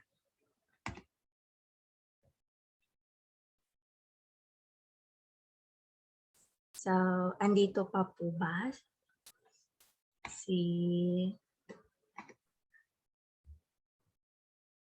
Meron, sige ako na lang siguro. Meron kami mga accredited na mga gumagawa ng vacuum fryer. So you can just ask also, you can request sa ITBI. Meron mga accredited na mga manufacturers for the vacuum fryer. Hi, can I answer the question? Hello? Hello? You can answer the question. Yes, that's true po. Cherry Moiko po from the DOST ITBI. Yes, you can avail of the vacuum fryers through the accredited fabricators of the DOST-MIRDC. We have a list of the accredited fabricators, or the licensed fabricators rather. Actually, meron sa Luzon, Visayas, and Mindanao po.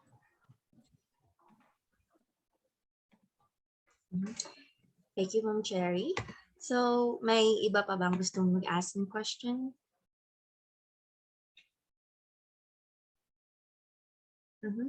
Ganda. This is from Mary Claire Limpiada. Ganda po, maraming farmers ang pwedeng matulungan. What are the requirements to avail machines like vacuum fryer, water retort, and etc.? Yes po. Good afternoon again. To avail the machines, the vacuum fryers, the water retort, freeze dryer, and the spray dryer, which are part of the FIC project ng DOST-MIRDC and DOST-ITBI. Actually po, you can direct naman to the fabricators. We will give na lang siguro to DOST-MIMAROPA yung contact information po ng ating mga fabricators so that they can give the info to you. You direct to them po, you call them. Actually, pwede na kayong dumiretso po sa kanila. Wala naman pong mga requirements, I think, ang mga fabricators natin.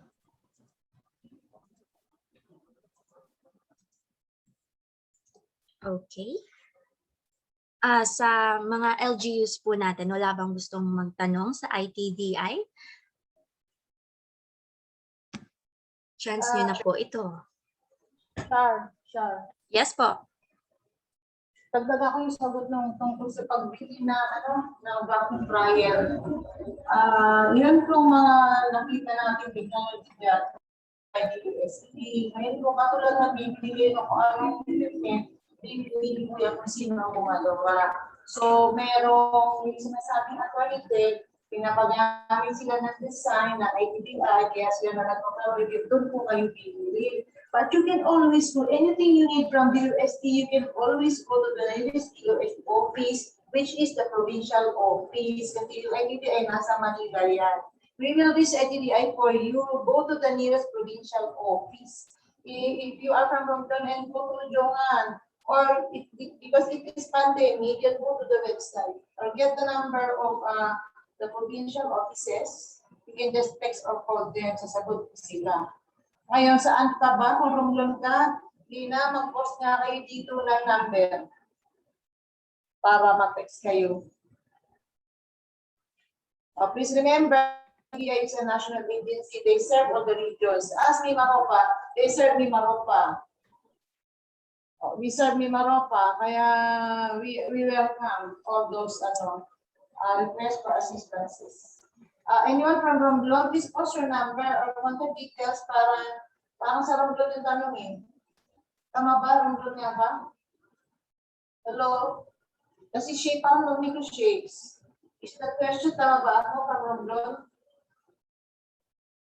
Anyway, kung ayaw sumagot, lahat ng mga provincial offices, please put your in the chat. Your contact details para kung isa ang galing sila, they can approach you. Hindi nyo kailangan pumunta sa ITDI kagad. Sa amin ba na po?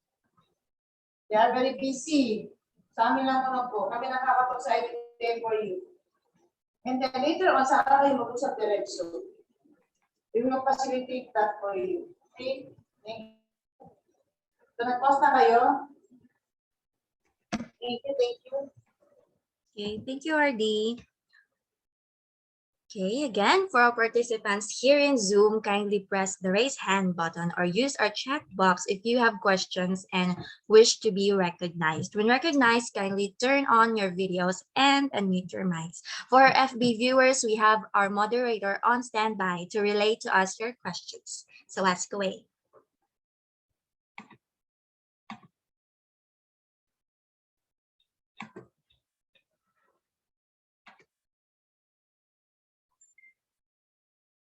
Okay, since wala na siguro tayong questions, that's it for our open forum. To cap off this event, we would like to present the certificates of appreciation for our speakers today.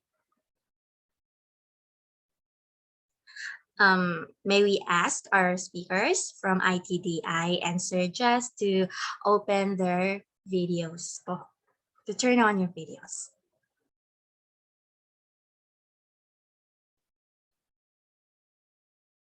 Okay. This certificate of recognition is given to Maria Bettina A. Macaraeg as resource speaker in the forum entitled Forum on Ready-to-Eat Food and Emergency Food Reserves, organized by the Department of Science and Technology, MIMAROPA region, on the 28th of October 2021 via Zoom. Dapat tayong virtual clap. Wala na po si Ma'am Bettina, no? Okay, next. This certificate of appreciation is given to Floridel V. Loberiano as resource speaker in the forum entitled Forum on Ready-to-Eat Food and Emergency Food Reserves, organized by the Department of Science and Technology, MIMAROPA region, on the 28th of October 2021 via Zoom.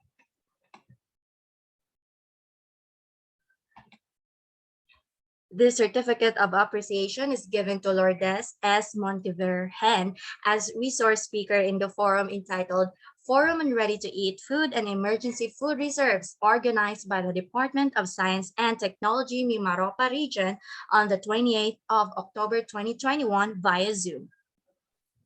Thank you. Thank you. Char, Yes po. i-spotlight natin yung resource person na pwede yung ano. Yes po. Okay. MLS, take over. Okay. I-spotlight natin si Sir Jess, please. This certificate of appreciation is given to Jesse M. Pine as resource speaker in the forum entitled Forum on Ready-to-Eat Food and Emergency Food Reserves, organized by the Department of Science and Technology, MIMAROPA region on the 28th of October 2021 via Zoom. Thank you so much, Sir Jess. Thank you. Thank you. Okay, may we request everyone to open their cameras for a photo opportunity. Ano po Teka tayo? lang, Char. Yung sige pa. yung lang resource persons, hindi pa sila nakuha ng picture as a spotlight. Okay po. Requesting our resource persons po to open your cameras po for a photo opportunity with Director Abilay. No, with the certificate, one at a time. Okay. Andito po ba sila? Parang nawala po yung iba. Meron pang nandiyan. May we call on Miss Bettina po?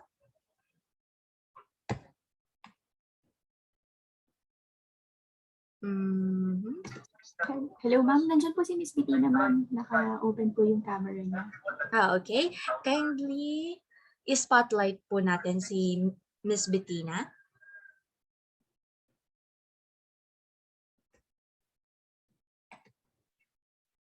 Ito ang nasa spotlight. Ayan. Okay. We will take a photo po. And thank you so much for being our resource speaker po today, Ma'am Bettina. Thank you po. Next. May we call on Ma'am Floridel Villoberiano po? Ma'am Pinky. Ayan po. Thank you so much for being a resource speaker po. We award you the certificate of appreciation.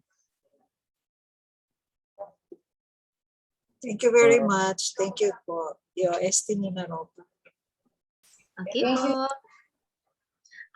Next, Ma'am Lourdes.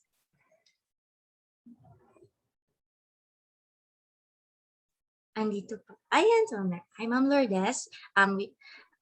We will just take a photo po with your certificate. And again, we thank you for being our resource person for today. Thank you so much for accommodating us. Next.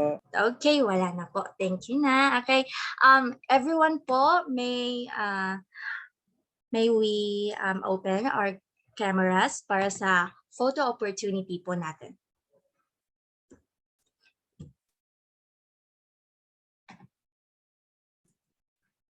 Okay po, meron po tayong 3 pages. So page 1, smile lang po kayo.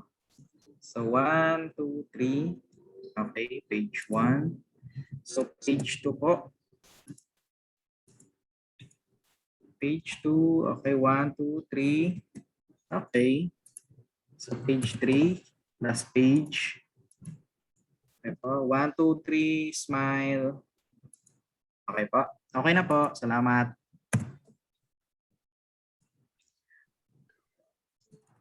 Thank you so Salamat much. po. Salamat po.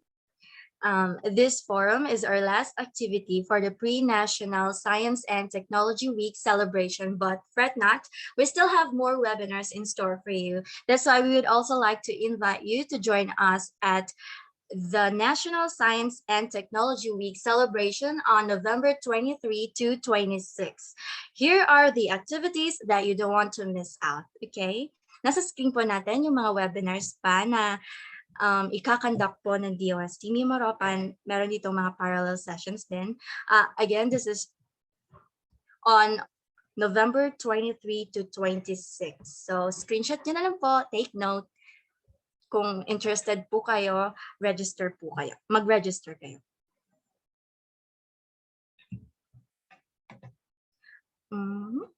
Okay.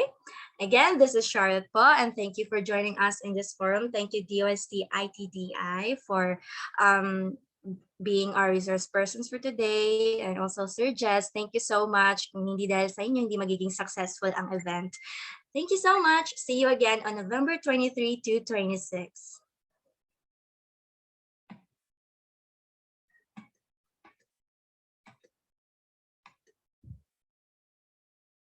Of R&D institutions and industrial competitiveness.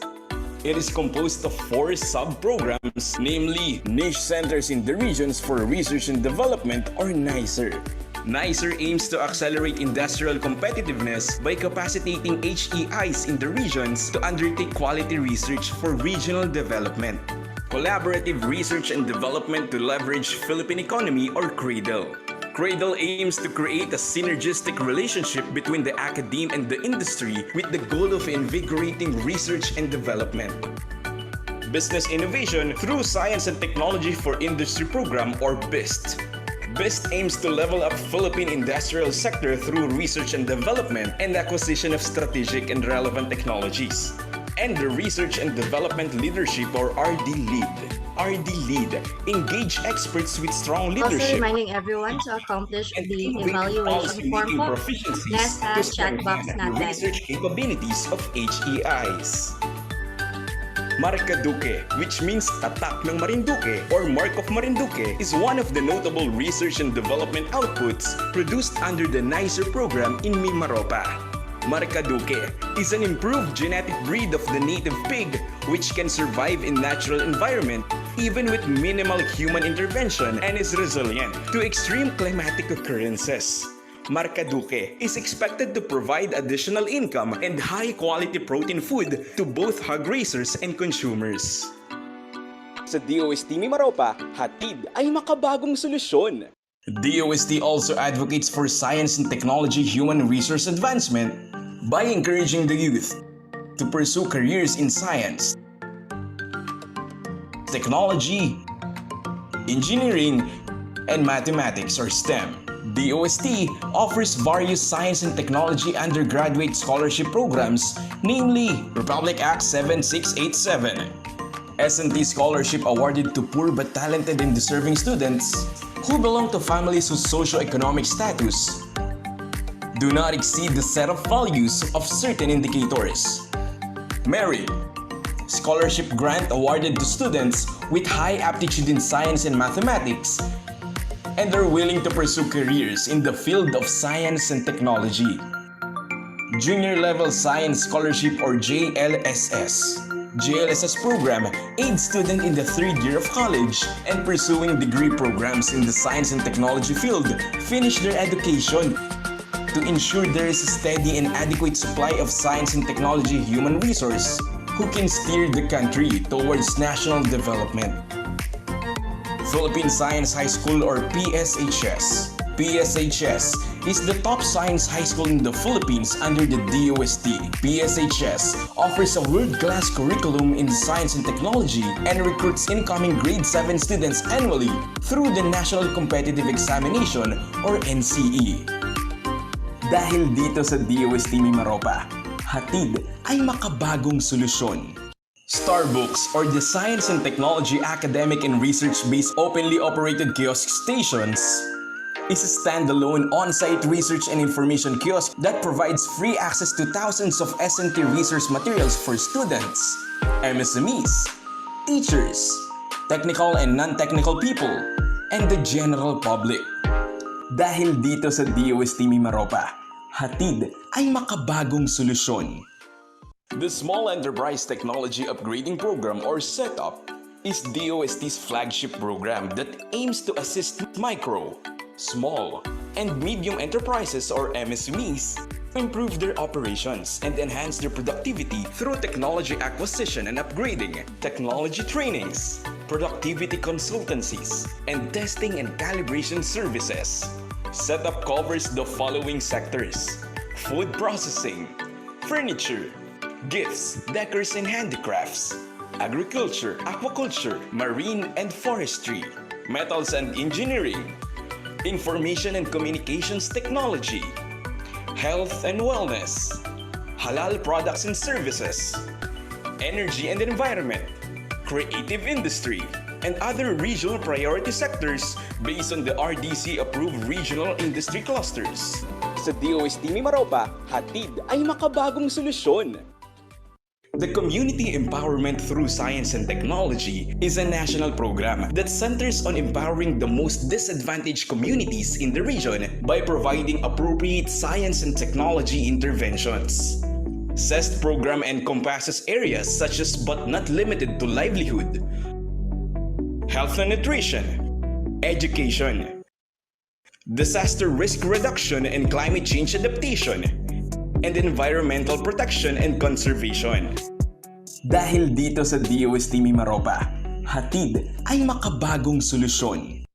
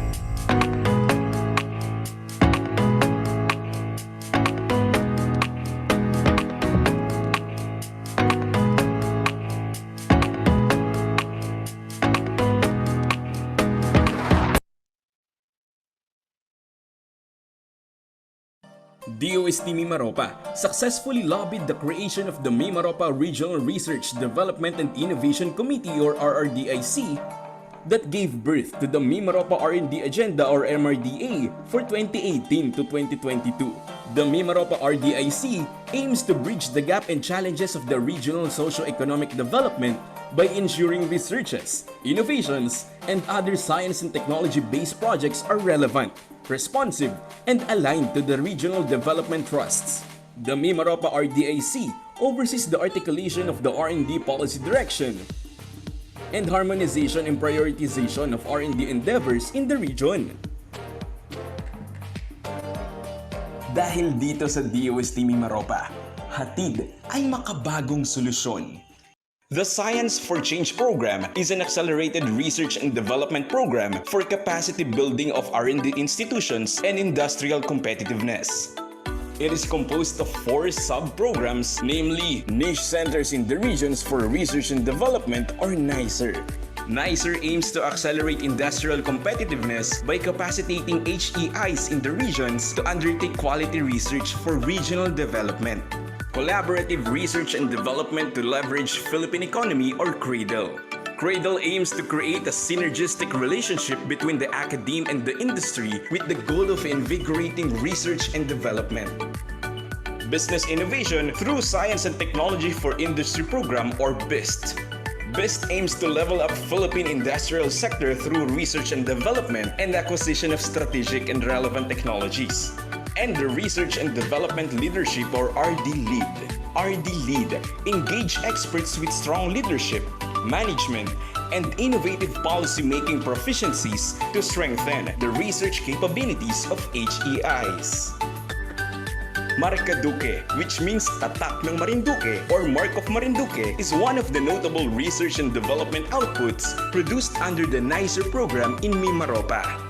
Markaduke is an improved genetic breed of the native pig which can survive in natural environment even with minimal human intervention and is resilient to extreme climatic occurrences. Markaduke is expected to provide additional income and high-quality protein food to both hog raisers and consumers. Sa DOST-MIMAROPA, hatid ay makabagong solusyon. DOST also advocates for science and technology human resource advancement by encouraging the youth to pursue careers in science,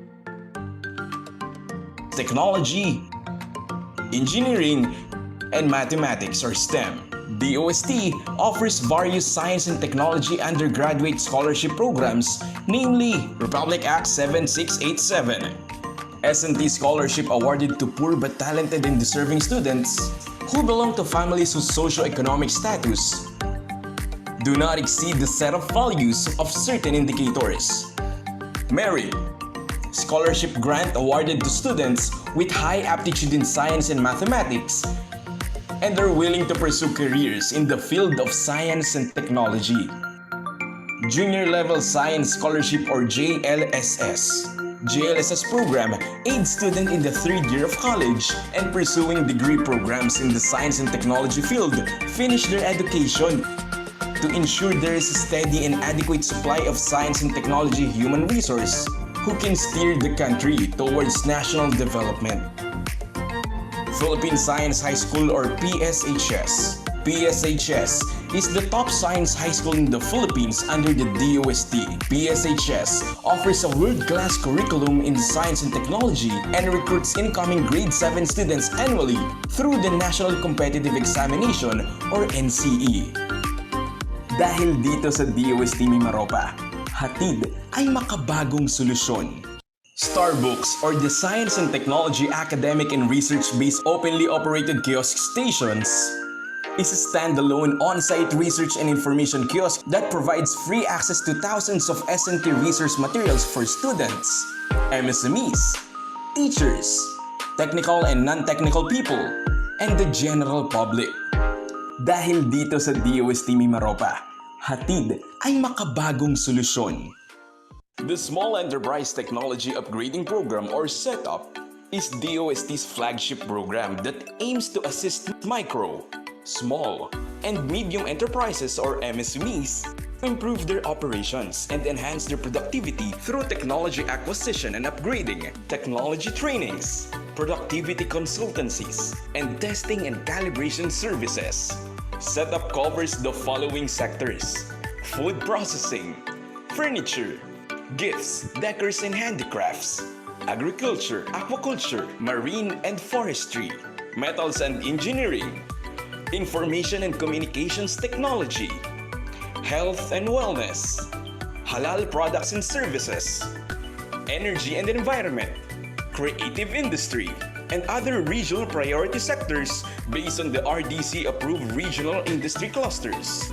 Sa DOST-MIMAROPA, hatid ay makabagong solusyon. The Community Empowerment Through Science and Technology is a national program that centers on empowering the most disadvantaged communities in the region by providing appropriate science and technology interventions. CEST program encompasses areas such as but not limited to livelihood, health and nutrition, education, disaster risk reduction and climate change adaptation, and environmental protection and conservation. Dahil dito sa DOST-MIMAROPA, hatid ay makabagong solusyon.